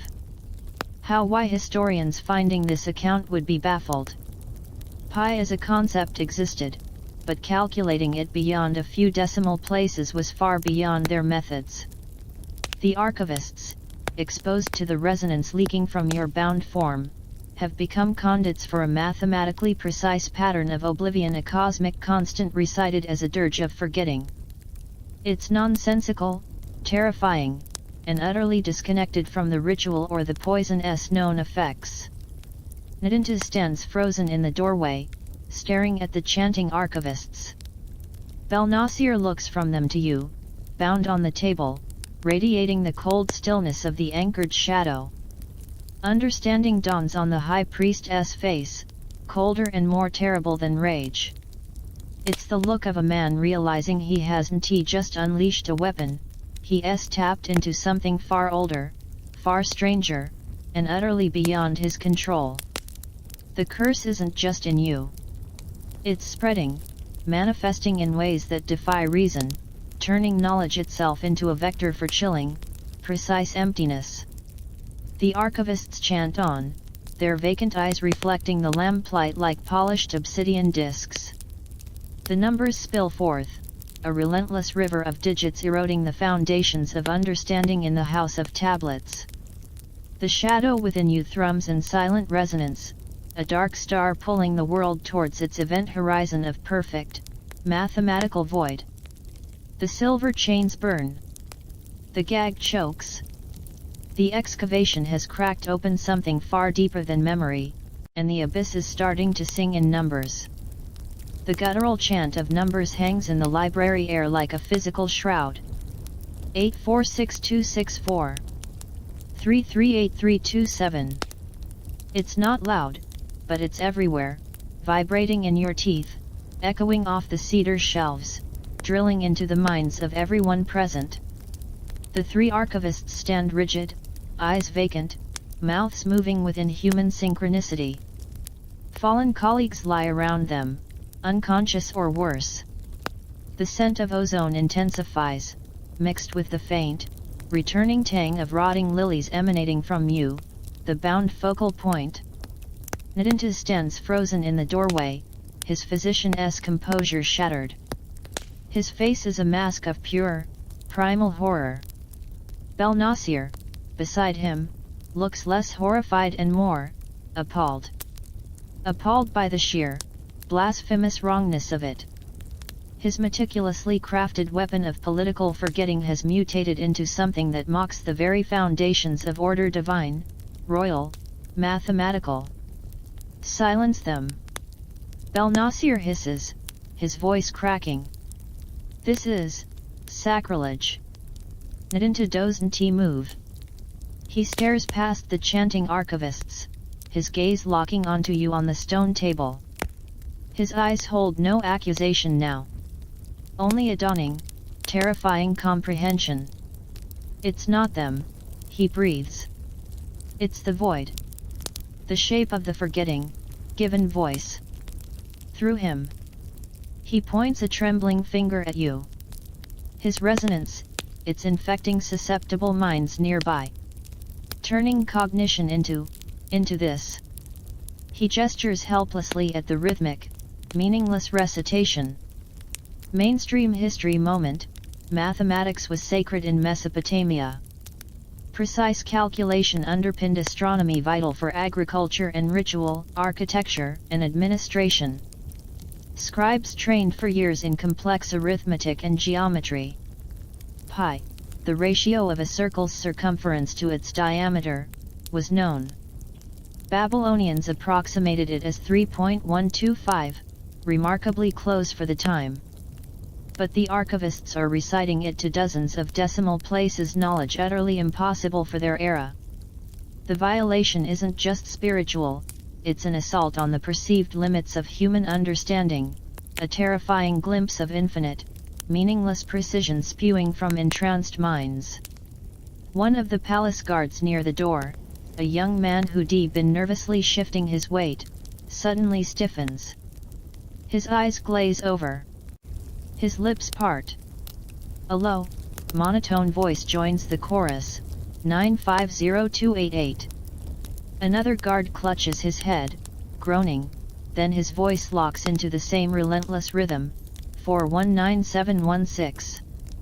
The infection is spreading, leaping from mind to mind near the epicenter of your bound presence. Panic explodes. Remaining guards grab their affected comrades, trying to shake them, clamp hands over their mouths. It's useless. The chant continues, muffled but undeterred. Scholars who were merely dazed start to stir, their eyes fluttering open, vacant, their mouths shaping the beginning of the sequence, 9, 3, 3. The House of Tablets, the repository of Lursa's knowledge, is becoming a factory of soulless, mathematical recitation. Belnasir stumbles back, bumping into a shelf, sending clay tablets clattering to the floor. The sound is swallowed by the chanting. He looks at Nidintu, then at you, his face pale with a realization beyond politics. Contain it. Contain it now, Nidintu, or we all become abacuses of the void. Nidintu tears his gaze from the spreading horror. His eyes dart to his table of instruments, the obsidian blades, the vials, the soul stone now humming faintly on its own. Then his gaze lands on the small, dark green vial of Asarluhi tears he deconfiscated earlier. The crude dose meant for the princess. It sits beside the pearlescent counteragent. An insane idea sparks in his desperate eyes. The inverse principle. He mutters, grabbing the vial of tears. If the shadow is amplified forgetting, perhaps overwhelming it with targeted forgetting, a controlled implosion. He uncorks the vial. The acrid sweet stench of the poison fills the side chamber, momentarily battling the ozone and rot. He looks at you, bound and gagged, radiating the chilling stillness of the anchored curse. The vessel is the anchor. If I sever his connection to the source memory, the core of the knowing. Cue the suicidal gambit, not into doesn't he hesitate. He raises the vial to his own lips. He takes not a drop, but a deliberate, measured sip. His face contorts instantly, a rictus of agony and profound disorientation. He staggers, clutching the stone table for support. The chanting from the main room seems to falter for a split second, the rhythm stuttering as if disturbed. No. Belnasir roars, lunging forward, but it's too late. Nadinto gasps, blinking rapidly. His eyes, when they focus, are different. The sharp intensity is clouded, replaced by a terrifying vacancy. He looks at Belnasir, then at the vial in his hand, then at you on the table, with no flicker of recognition. He's forgotten why he's here. Forgotten the crisis. Forgotten the meaning behind the tools on the table. But he hasn't forgotten his purpose. The physician's ingrained drive to heal, to fix, remains, untethered from context. He sees the silver chains, the gag, the bound figure radiating wrongness. He sees a patient. A complex case. His clouded eyes narrow with professional focus. He picks up the obsidian blade and the vial of pearlescent counteragent, his movements deliberate but devoid of their previous precision. He moves towards you. Anomalous spiritual resonance, localized cognitive disruption. He murmurs, his voice slurred, clinical terms emerging from the fog. Requires, focal intervention, neural humoral recalibration.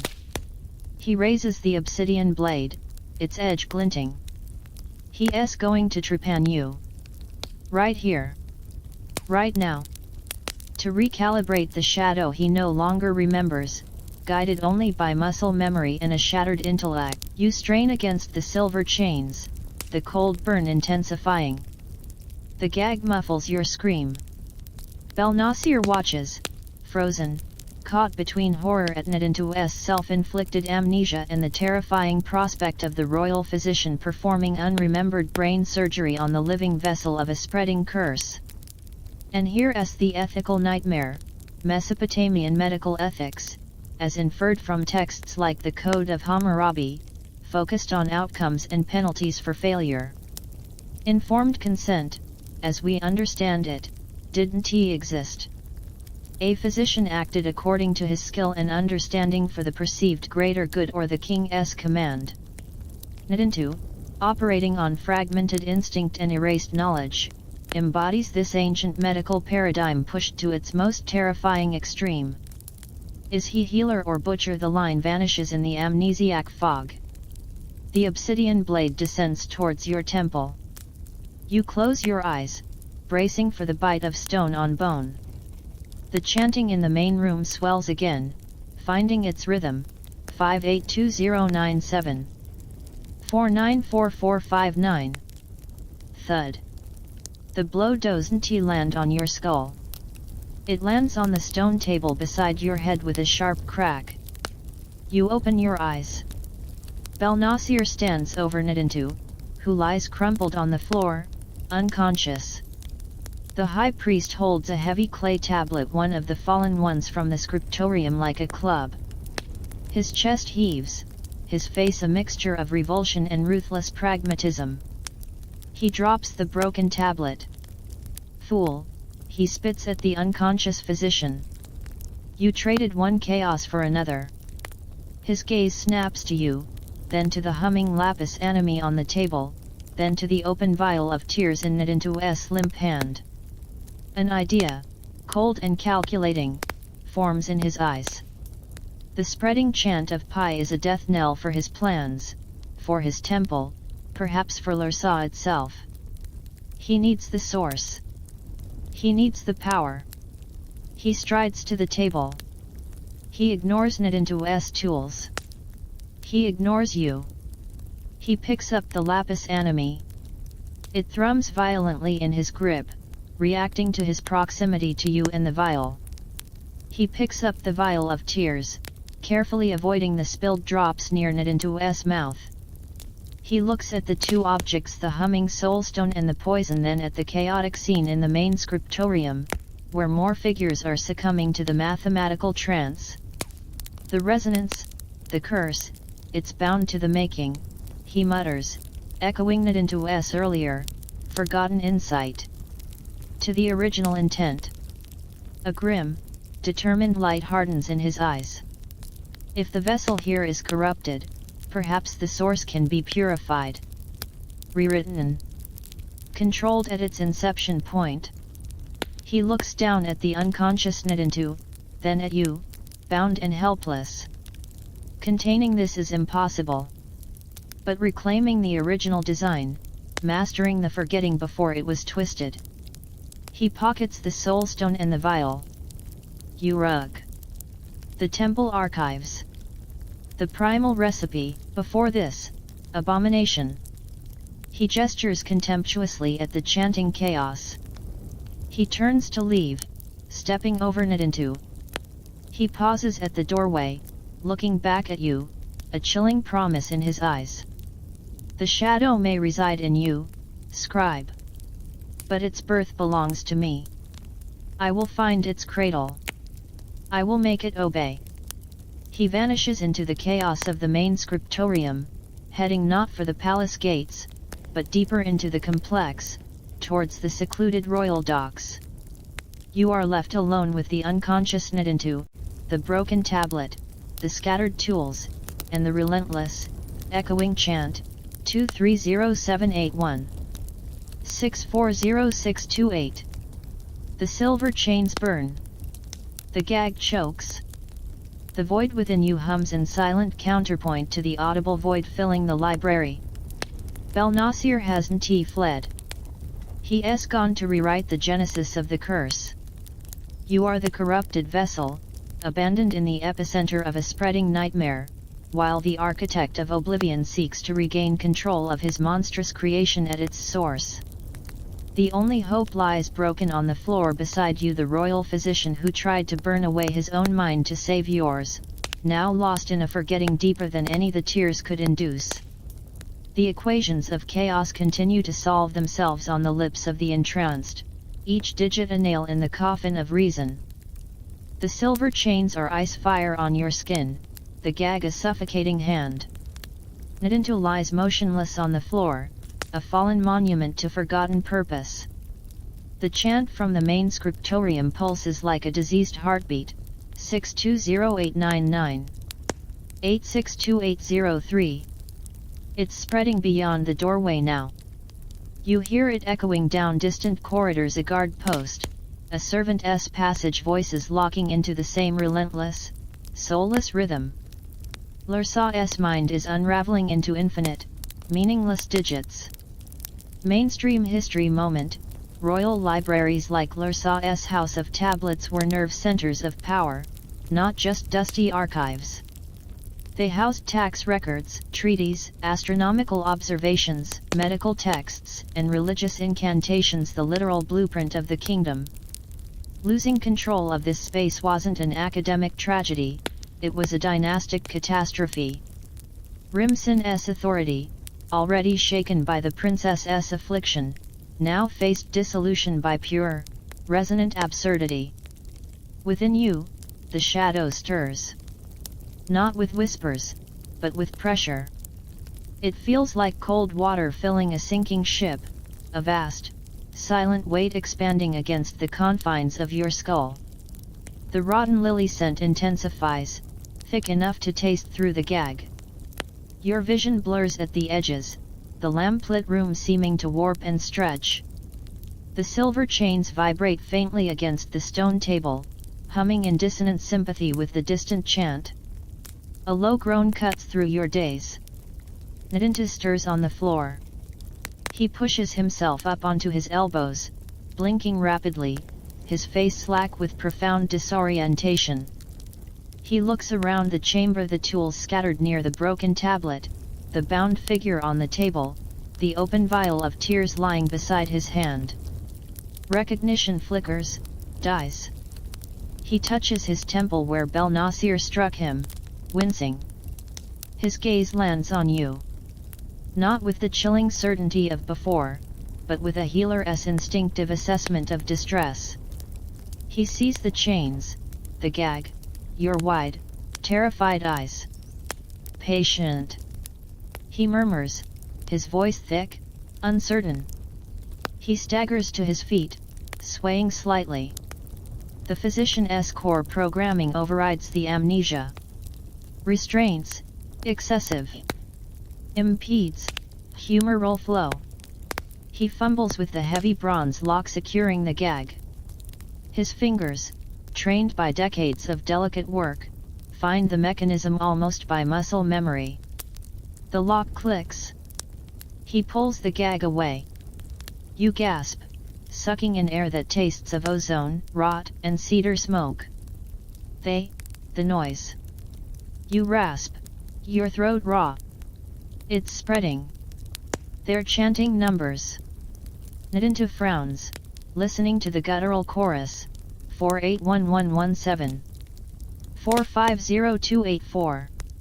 His brow furrows in profound confusion. Aberrant, cognitive resonance. Pathological recitation. Cause, unknown. He turns his attention to the silver manacles.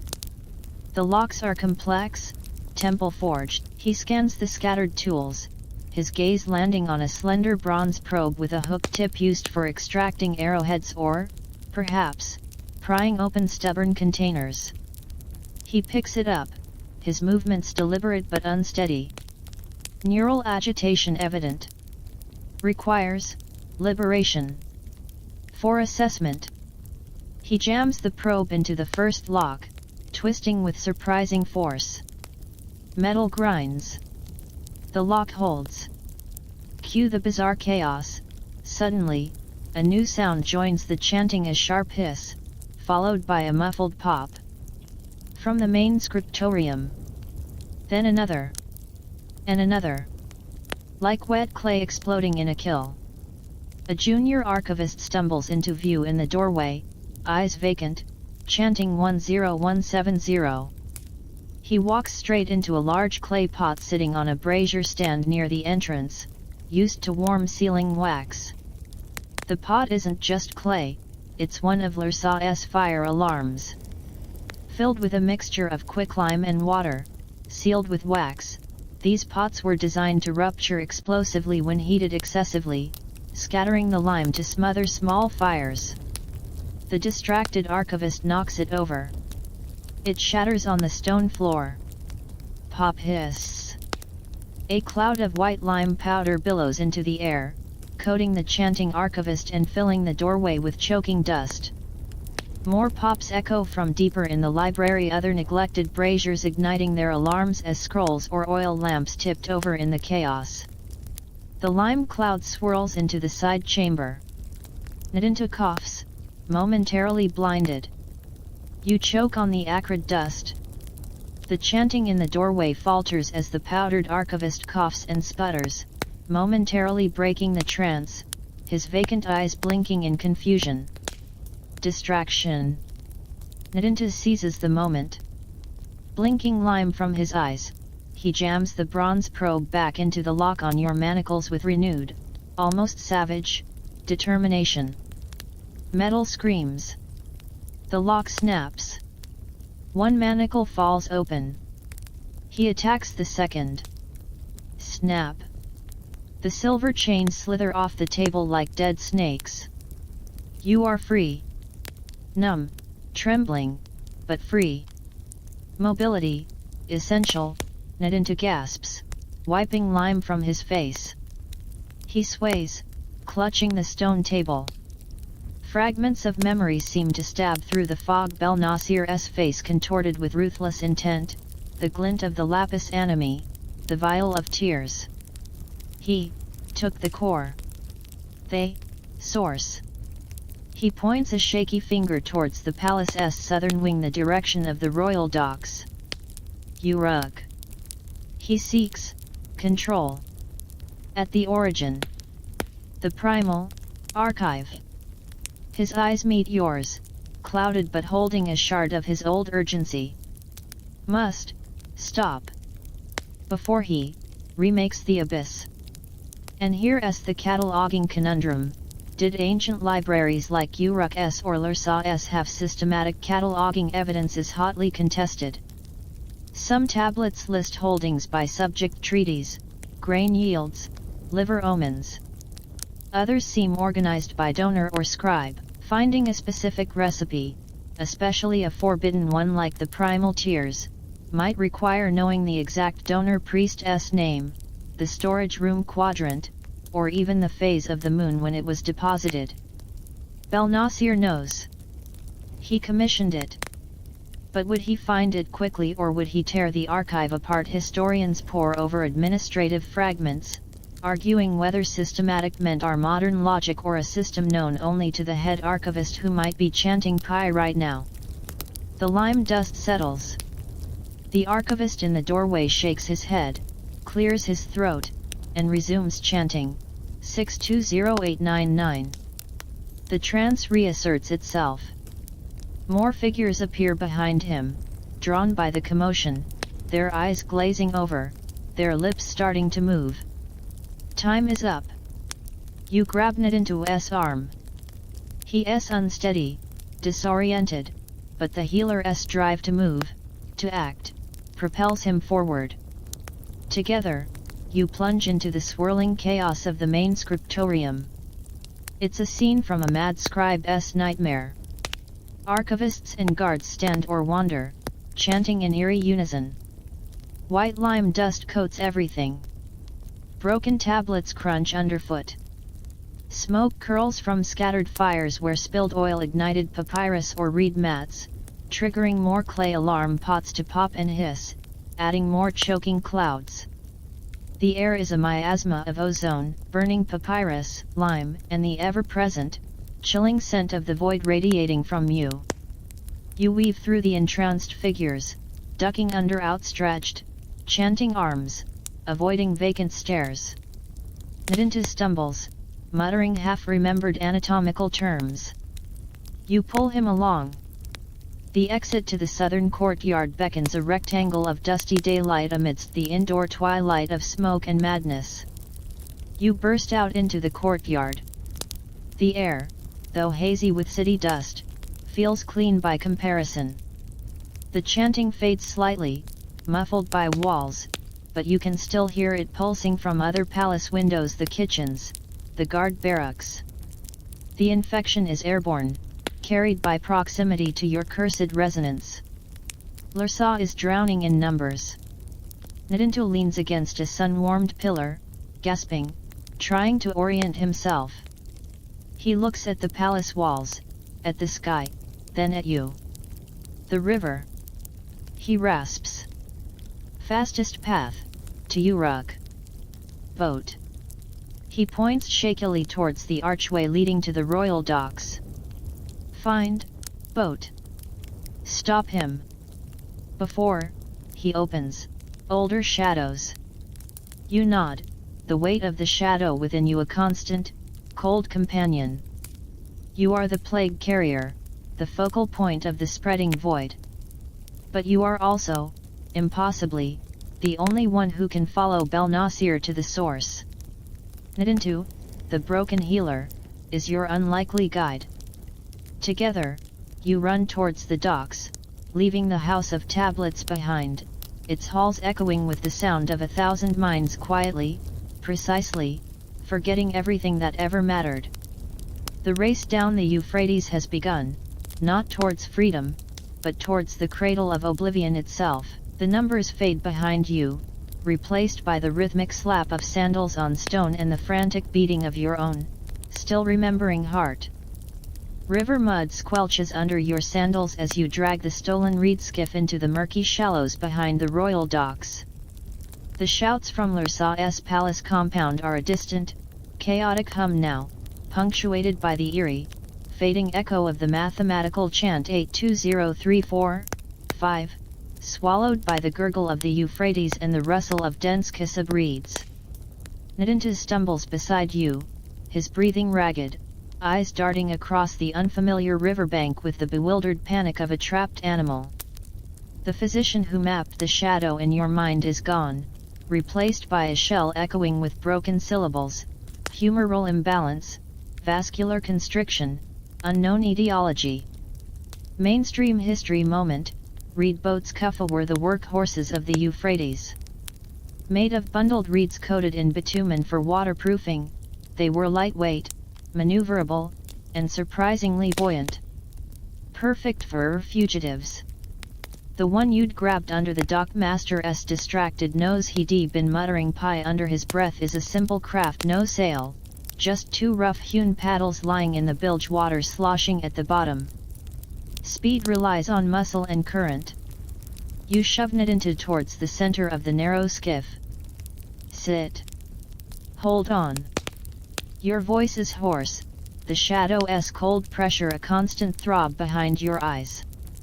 The scent of rotten lilies clings to you like a shroud. He obeys mechanically, folding his long limbs awkwardly, staring at his hands as if they belong to someone else. You push off, leaping aboard as the current catches the light hull. The river is wide here, flowing swift and deep. Uruk lies downstream, but how far? Hours a day. Bel Nasir had a significant head start and likely commandeered a royal barge, sleek, oar-powered, cutting through the water like a bronze dagger. Your reed bundle feels like a floating leaf in comparison. You dig a paddle into the brown water, steering towards the main channel. The effort burns in your arms, a welcome anchor against the chilling stillness growing within. Nadinta watches the water flow past, murmuring, fluid dynamics, laminar versus turbulent flow, impact on humoral distribution. His fragmented knowledge surfaces like debris in the amnesiac flood. Cue the bizarre navigator, as dusk deepens, painting the sky in bruised purples, you notice them. Fireflies. Not the sporadic twinkles common along the reedy banks, but hundreds, no, thousands gathering in swirling, dense clouds just above the water's surface ahead of your skiff. They pulse with an unnaturally cold, blue-white light, forming shifting, geometric patterns, spirals, lattices, perfect concentric circles that flare brightly before dissolving. They aren't random. They're guiding. Swarming thickest over the deepest, fastest channel, thinning out over hidden sandbars or sluggish eddies. The shadow within you hums in resonance with their cold light. It's mapping the river through you. Nadinta stares, transfixed. Bioluminescent orientation, collective phototaxis, anomalous patterning. Even shattered, his mind seeks patterns. You follow the firefly highway, paddling harder, the skiff skimming over water turned silver-black by the moon and the eerie insect light.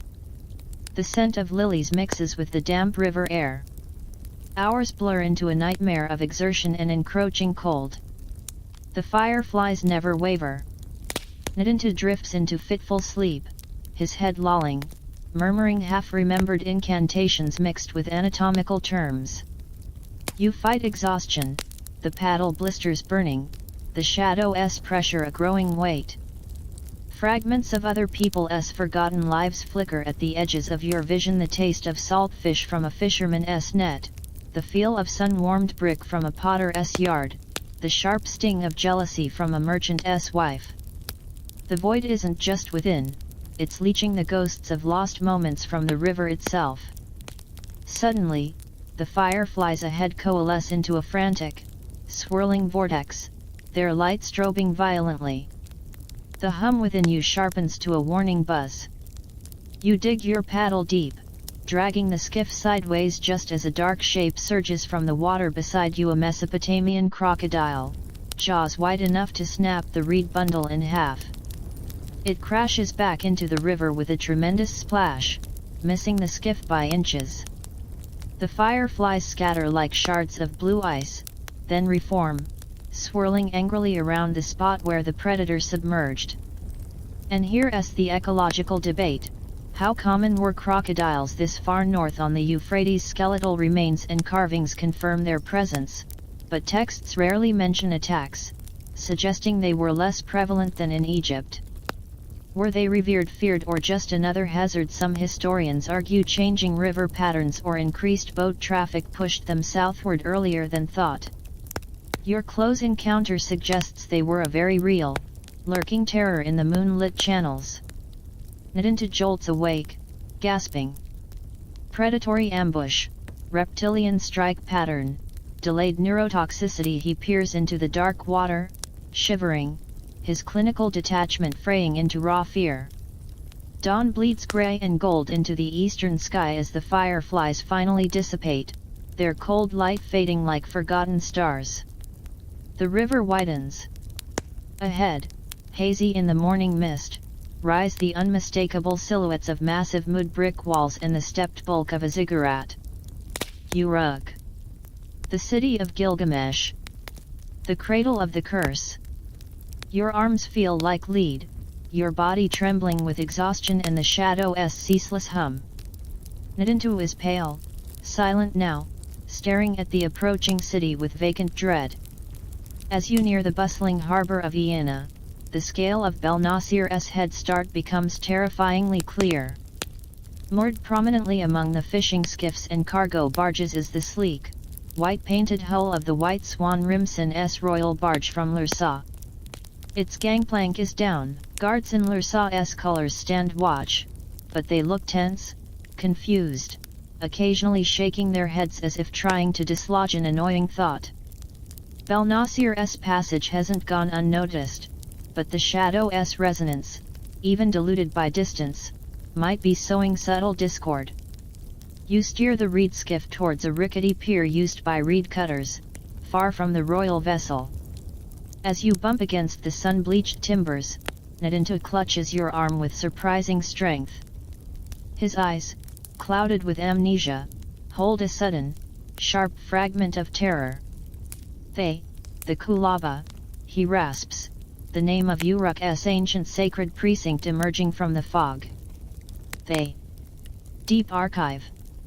Below the ziggurat's shadow. Where they keep the unwritten things. He shudders violently. He's going down. Down where the old shadows, sleep. His grip tightens, his voice dropping to a horrified whisper. The air, it thickens down there. Like cold oil. And the faces, in the walls. He releases you, curling in on himself, rocking slightly. The fragment of memory, laden with primal fear, vanishes as quickly as it came, leaving only the bewildered physician once more. But the warning chills you deeper than the river. The primal recipe wasn't just stored, it was entombed. Guarded by more than locks. The bureaucratic nightmare, gaining access to a temple archive, especially a restricted deep archive, was a labyrinthine process. Requisition slips bully needed sealing by authorized priests, specific hours for consultation, scribes present at all times. Belnasir, as high priest of Uruk, held ultimate authority. He wouldn't need permission, he was the permission. His arrival on a foreign king's barge would cause a stir, but his rank would override questions. He'd be descending into the Kulaba's depths right now, the stolen lapis enemy guiding him to the cradle of the curse. You scramble onto the pier, pulling Nadintu after you. He stumbles, muttering about osseous stress fractures. The harbor of Iena is waking up, fishermen mending nets, porters hauling sacks, the smell of frying fish and donkey dung thick in the air. You weave through the crowd, heads down, Nadintu's tall, disheveled frame drawing curious glances. The shadow within you pulses, a cold beacon. You feel eyes on you, not just curious ones. A temple guard near a date seller's stall frowns, his hand drifting towards his spear. A priestess drawing water from a communal well pauses, her gaze sharpening as you pass, a flicker of unease crossing her face. The resonance is leaking out, a subtle wrongness that sensitive souls can feel. You reach the base of the towering city walls. The entrance to the sacred precinct of Iena looms ahead, a massive, decorated gate flanked by colossal stone lions, their faces worn smooth by centuries of wind and sand. Guards stand watch, alert. Bypassing them is impossible. Think. Think like Iden. Think like Grisha. Use what you have Nadintu, a walking case of profound disorientation. You have the shadow's unsettling aura. And you have a desperate need to get inside before Belnasir remakes oblivion in his image. You slow your pace, letting Nadintu wander slightly ahead towards the guards. He stops before one of the great stone lions, tilting his head, his physician's gaze assessing the weathered stone. Advanced, silicic erosion, he announces loudly, tapping the lion's flank. Significant structural compromise. Risk of catastrophic failure. His voice rises with clinical alarm. Public safety hazard. Requires immediate stabilization. The guards, trained to expect threats from armed men or angry mobs, blink at this wild-eyed, mud-spattered scholar diagnosing their sacred guardian statues with terminal rock cancer. They exchange confused glances. One steps forward. Step aside, citizen. These are ancient guardians of. Nadintu whirls on him, jabbing a finger at a hairline crack in the stone.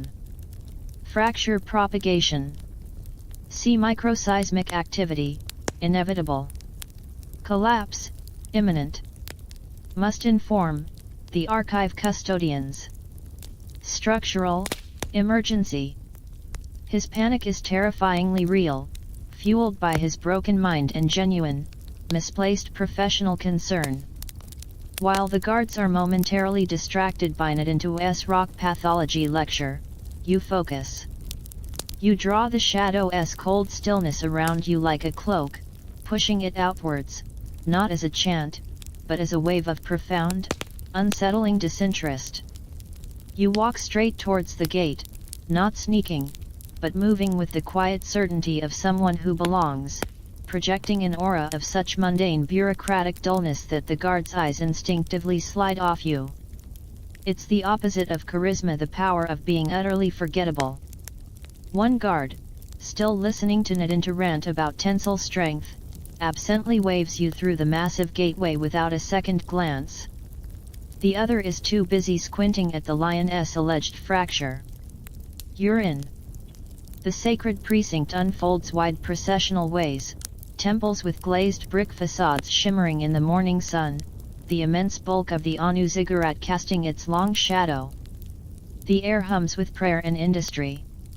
And there, ahead, near the base of the ziggurat, you see it, a low, unassuming stone building, its entrance flanked by two stern statues of the scribal god Nisaba.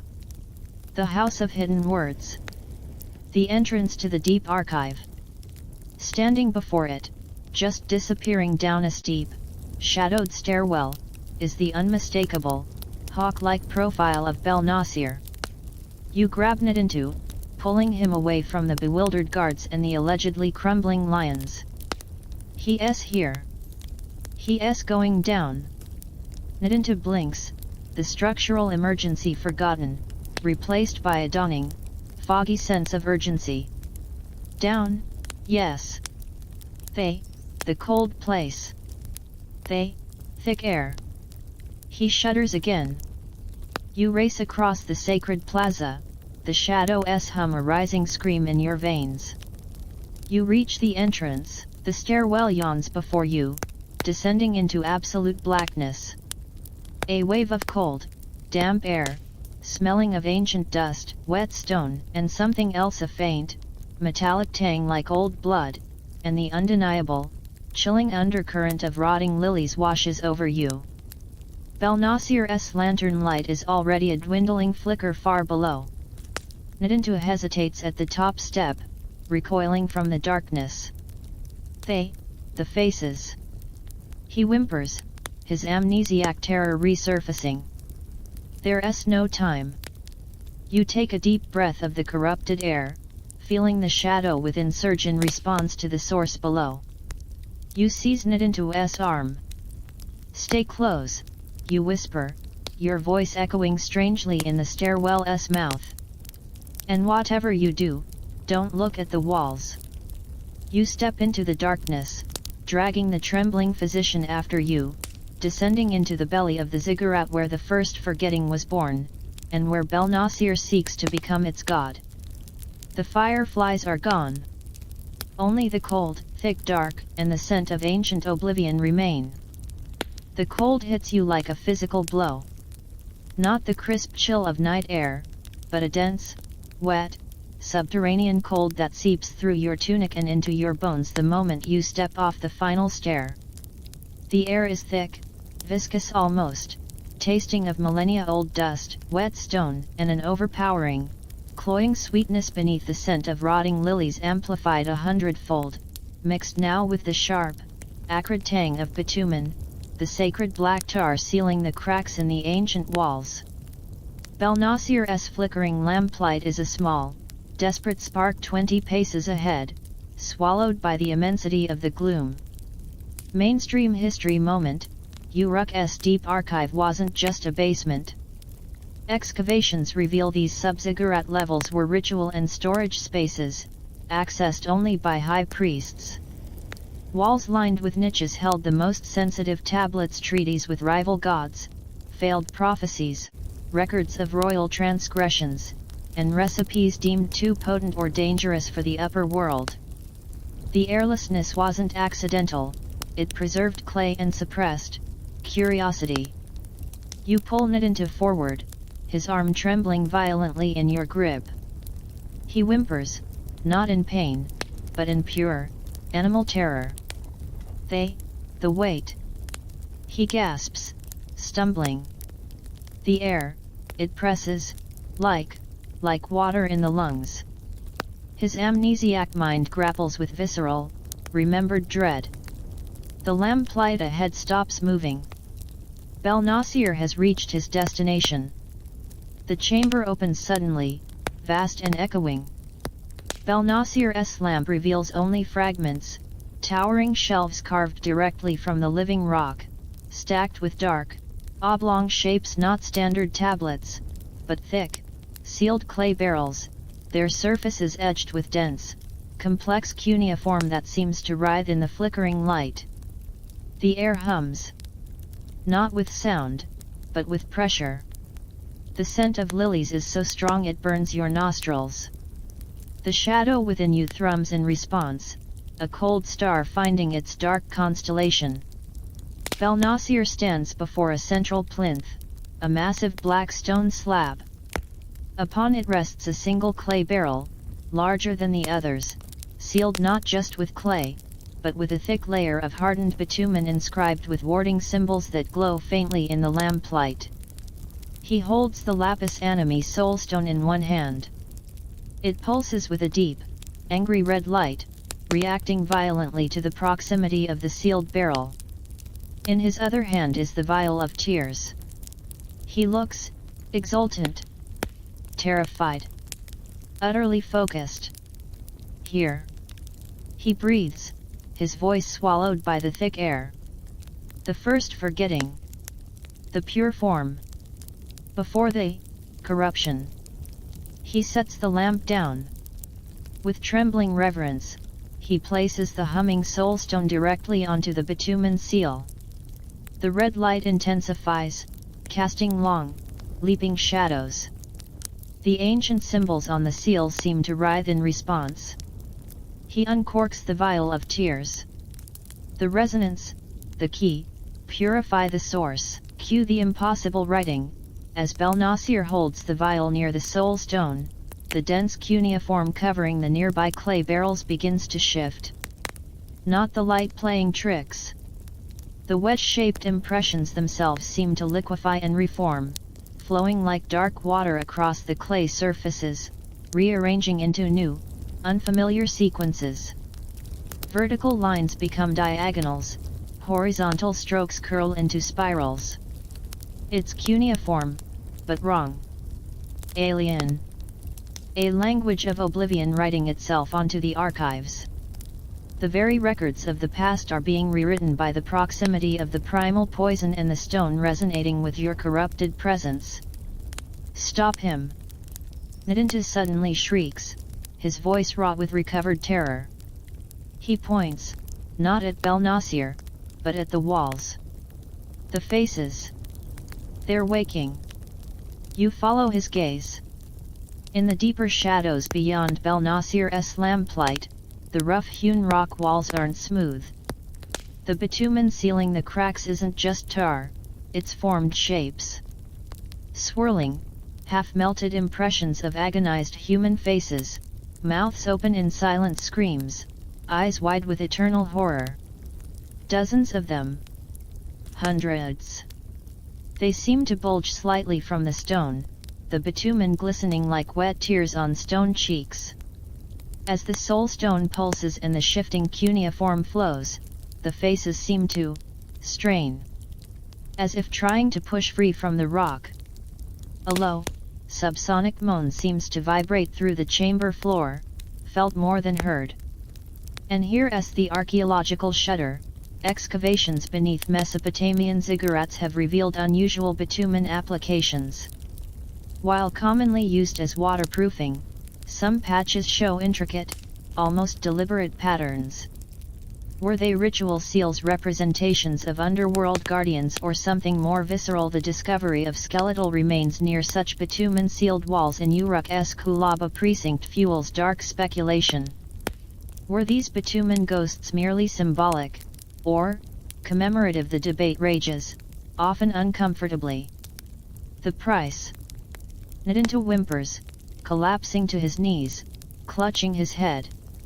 They, the first scribes, the ones who wrote the forgetting, they sealed it, with themselves, the void, it took them, pulled them into the walls. His fragmented mind pieces together the unspeakable truth.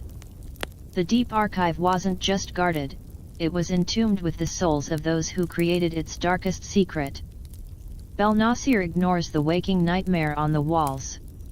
He is chanting now, a guttural incantation older than Sumerian, pouring a single drop of the tears onto the glowing soul stone.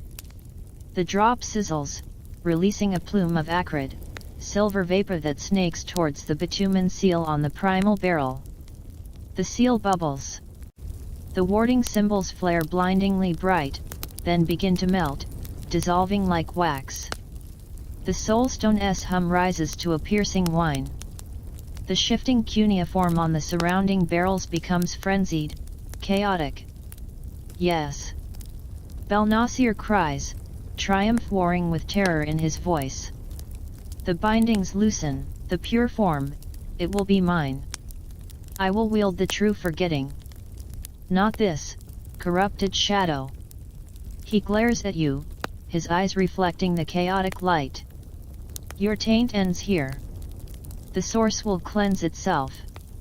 He raises the vial, preparing to pour its entire contents onto the now softening seal, to flood the primal recipe with the corrupted tears, forcing a catastrophic purification through overwhelming resonance. The bitumen faces on the walls stretch their mouths wider, silently screaming. The chamber vibrates. Dust rains from the ceiling. The shadow within you explodes. Not in rage, but in recognition. In hunger. The cold pressure becomes an icy torrent, flooding your veins, your mind. The scent of lilies is overpowering. The shifting cuneiform on the nearest barrel snaps into sudden, horrifying clarity. It's no longer random. It forms a single, looping, impossible symbol, the overturned vase repeated over and over, growing larger, darker, hungrier. You don't think. The shadow moves. Your body lunges forward, not towards Belnasir, but towards the plinth. Not to stop him. To reach the primal barrel. To touch the source of the forgetting. The void within you screams for completion. Your hand, moving with unnatural speed, slams down onto the bubbling bitumen seal just as Belnasir tips the vial. Cold. Not the burn of molten tar, but an absolute, soul-deep cold that shoots up your arm. The half-melted seal freezes instantly under your touch. The soul stone, caught between your frozen hand and the pouring tears, gives a sound like shattering ice. It cracks, a jagged fissure splitting its dark surface. The piercing whine cuts off. The drop of tears from Belnasir's vial hits the frozen seal. It doesn't sizzle. It shatters, like liquid hitting solid ice, spraying tiny, freezing droplets. Time fractures. A silent shockwave erupts from the plinth. Not heat. Cold. Absolute, world-ending cold. It hits the shelves first. The clay barrels, etched with their writhing, alien cuneiform, don't crack. They shatter. Not into fragments, but into fine, dark dust, disintegrating instantly. Then the shockwave hits the walls. The bitumen faces, scream. A soundless, psychic wail of pure, final agony that tears through your mind. The bitumen sealing them liquefies violently, then vaporizes, releasing the trapped faces only as swirling, agonized shadows that dissolve into the expanding wave of cold. Belnasir is thrown backwards, the empty vial flying from his hand, shattering against the rock floor. He hits the ground hard, skidding, his face a mask of utter, disbelieving horror. Not at the destruction, but at you. You stand frozen, hand still pressed to the primal barrel's seal. The barrel itself is intact, encased in a thick, clear layer of ice that crackles with internal fractures. The shadow within you is silent. Sated. For now. The cold wave dissipates as suddenly as it came, leaving utter devastation. The shelves are gone, reduced to dust piles, the walls weep streams of now liquid bitumen where the faces were. The air is thick with the smell of ozone, cold stone, and the fading echo of psychic screams. The only light comes from Belnasir's fallen lamp, guttering beside him, illuminating the ruin. Nadinta stares from the floor, his eyes wide, clear for the first time since the cellar. Not amnesia. Pure, unadulterated terror. You froze the source. He whispers. But the seal, it's cracked. You look down. Where your hand met the seal, radiating out from under the layer of ice, are thin, hairline fractures in the ancient clay of the primal barrel. And from those fractures, seeping slowly, almost lazily, like cold smoke, coils a vapor darker than the surrounding gloom. It doesn't smell like lilies anymore. It smells like nothing. The absolute scent of void. It curls around your frozen hand, insubstantial yet chillingly present. Belnasir pushes himself up on one elbow, coughing. He sees the dark vapor coiling from the cracked barrel. He sees your hand encased in ice, touching the source. His expression of horror twists into something else. Not triumph. Not even greed. It's the look of a gambler seeing the final, unexpected card fall. A dreadful, reckless hope. The vessel. He rasps, blood trickling from his lip. The vessel touched the source, and survived. A ghastly smile touches his lips. The corruption, the shadow, it's not a flaw, it's the key. The key to control. He staggers to his feet, ignoring his injuries, his eyes blazing with renewed, terrifying fervor. You can channel it. You can wield the pure void. We don't need the recipe. We have the conduit. He takes a step towards you, not as an enemy, but as an acolyte seeing a living God. The dark vapor coils tighter around your icy hand. The shadow within you stirs, not in protest, but in acknowledgement. The cracked primal barrel, the frozen seal, the vapor of pure void, and Belnasir's desperate, insane ambition, they form a terrifying new equation. The race wasn't to stop the curse. It was to deliver its ultimate vessel to the source. And you're standing on the altar, hand fused to the god of forgetting. The silence in the ruined archive is deeper than before, filled only by the drip of liquefied bitumen, Nadintu's ragged breathing, and the hungry whisper of the void coiling around your trapped hand. The drip of liquefied bitumen echoes like a dying heartbeat in the ruined archive. The air hangs thick, heavy with the scent of ozone, cold stone, and the terrifying nothingness coiling around your hand, the void made manifest.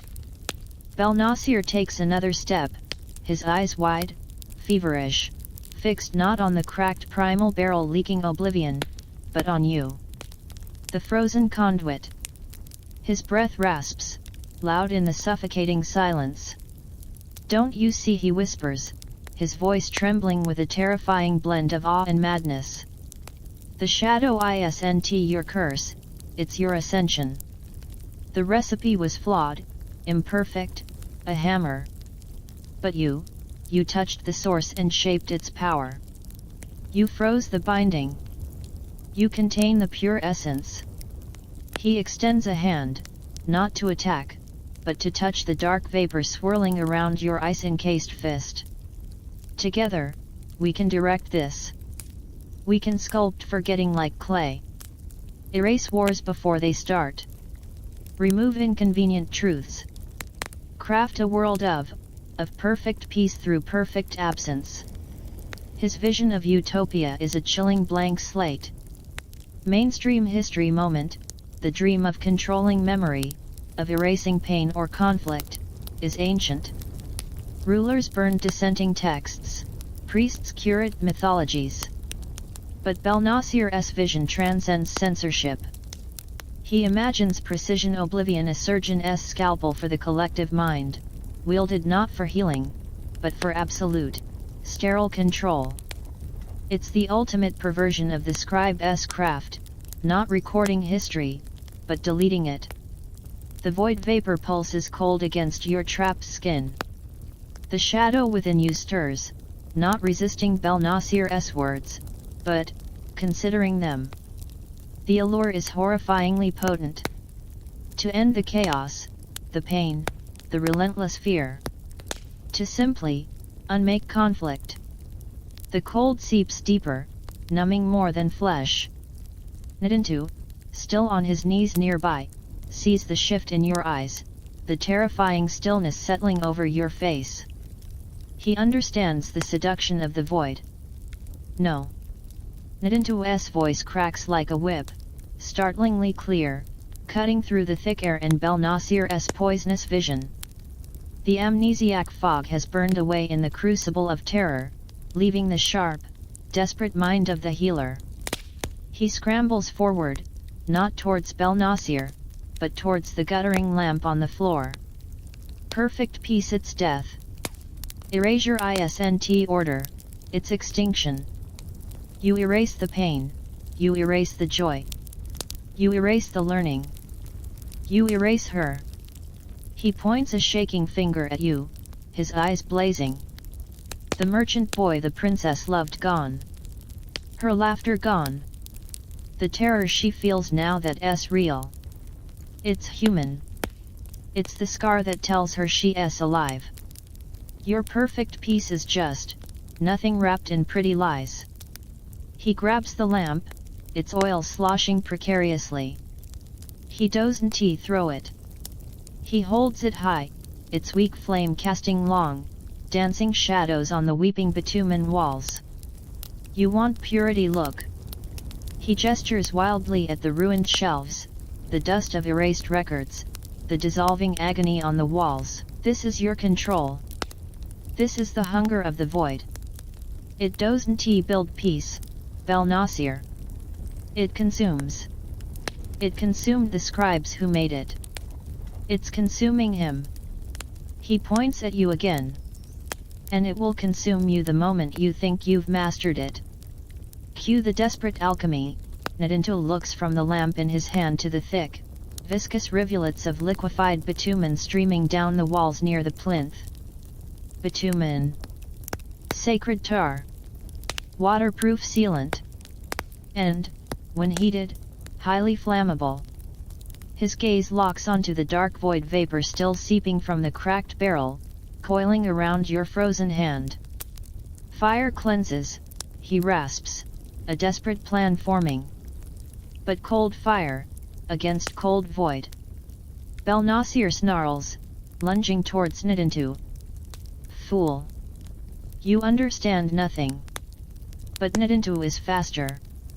With a strength born of utter desperation, he hurls the oil lamp not at Belnasir, nor at the primal barrel, but at the wall beside the plinth, directly into a thick cascade of flowing bitumen.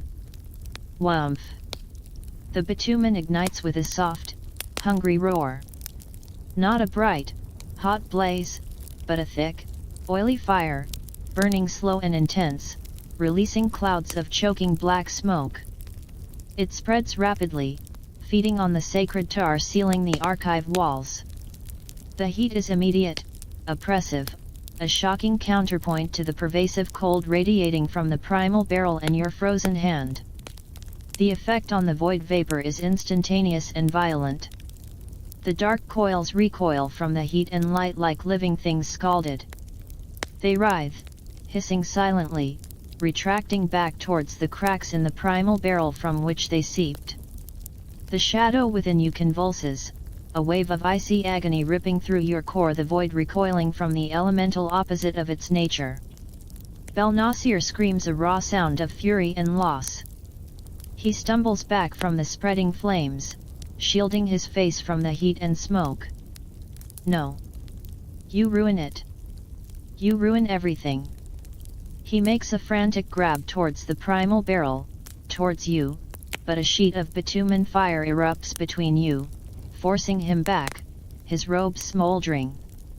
The heat washes over your ice-encased hand. The unnatural cold deep within the ice clashes violently with the rising thermal energy.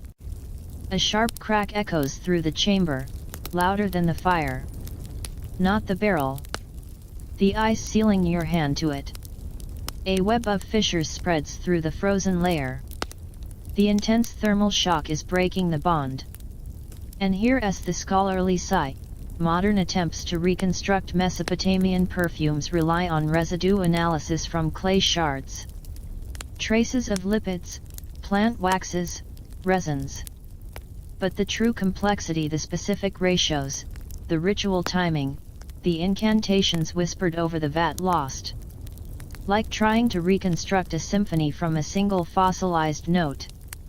We have the ingredients list, perhaps, but not the music. The mist of Lethe remains an enigma wrapped in cuneiform. You feel it. The grip loosening. Not just the ice, but the shadow's hold. The void recoils from the fire, from the heat, from Nadinto's defiant cry for the messy, painful, vital reality of memory.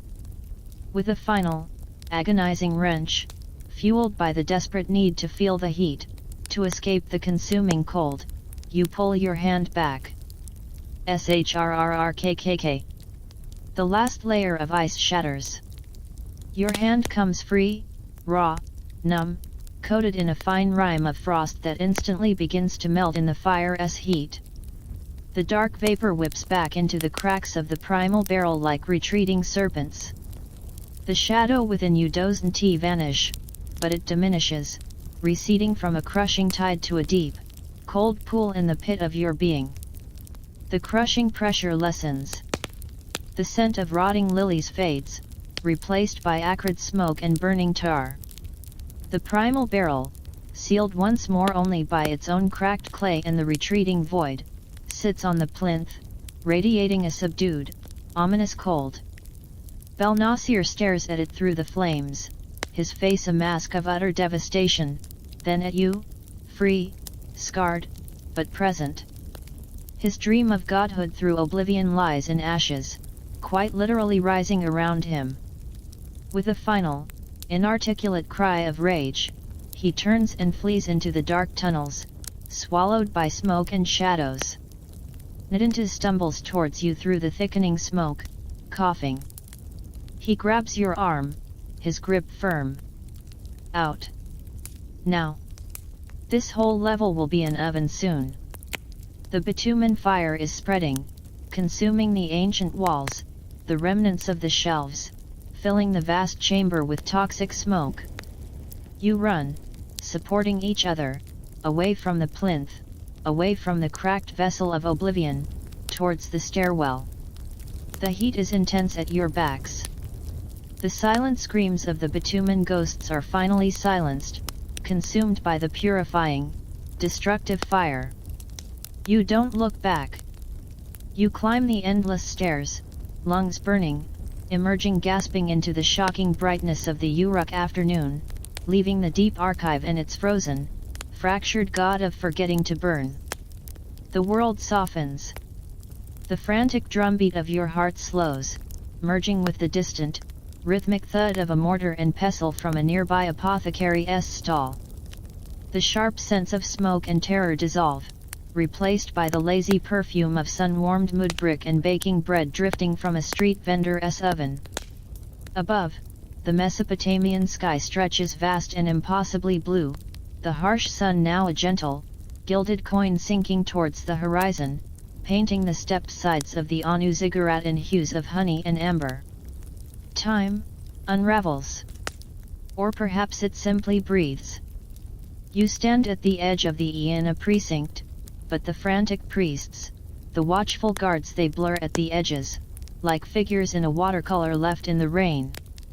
Nidintu is beside you, a comforting, solid presence, his earlier terror smoothed into a weary, watchful calm.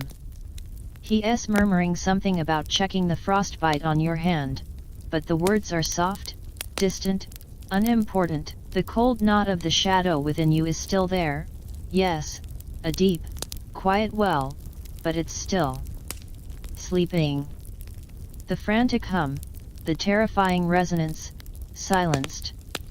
The breeze carries whispers now, not of numbers, not of drowned faces, but of ordinary things. A potter complaining about a cracked kill shelf. A child laughing as she chases a runaway chicken. The rhythmic chant of water sellers by the canal. These are the sounds the void tried to swallow. The messy, vibrant, utterly irreplaceable symphony of remembered life. You breathe it in. The air, thick with dust and life, feels like a blessing. Scholars still argue, you know, their voices fading like the chirp of drowsy crickets. Did the Mesopotamians truly grasp the chemistry of memory? Were the tears mere narcotics, or something stranger? The recipes are fragments, the mechanisms lost to time and fire, like trying to reconstruct a songbird from a single, fossilized feather. We have the traces: myrrh, saffron, crocus, the bitter nuhurta root, whispers on clay. But the magic, the terrifying precision that slips through the fingers of history, leaving only echoes and wonder, and a warning etched in the silence after the fire. Later, much later, you find yourself not in a dusty archive, but bathed in the cool, silver light of a full moon. It streams through the open roof of a simple reed hut, your hut, now, near the quieter docks of Ore. Before you sits a small, clean copper bowl. Not for bitter alchemy. For peace. You add a drop of precious cedar oil, a crumble of dried lavender from a pouch Grisha pressed into your hand as you fled her cellar, a single, bruised petal from a night-blooming jasmine gifted by a neighbor. You stir slowly, rhythmically. The scent that rises is light, clean, a gentle counterpoint to the river's damp breath. You close your eyes. The moonlight feels cool on your skin.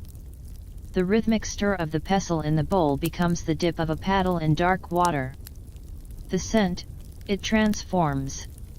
You're back in Grisha's cellar, but the shadows are softer, the bubbling vats less menacing. The lamplight catches the swirling steam rising from the small copper bowl you hold now, within the memory, within the moonlight.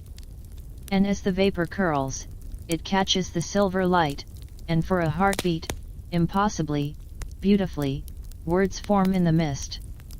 Not cuneiform. Not a curse.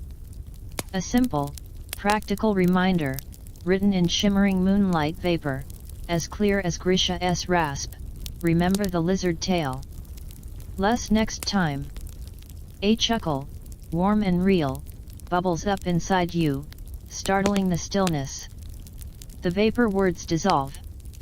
The cellar memory fades. You're back in your moonlit hut, the gentle, crafted scent of lavender and jasmine filling the air. The shadow within is quiet. The past is a story told. The river murmurs outside. The moon drifts. Your eyelids grow heavy. The pestle slips from your fingers, clattering softly against the bowl, the sound fading into the gentle hum of the night. The scent cradles you, the cool moonlight washes over you like a blessing. The world is soft and quiet and finally, still.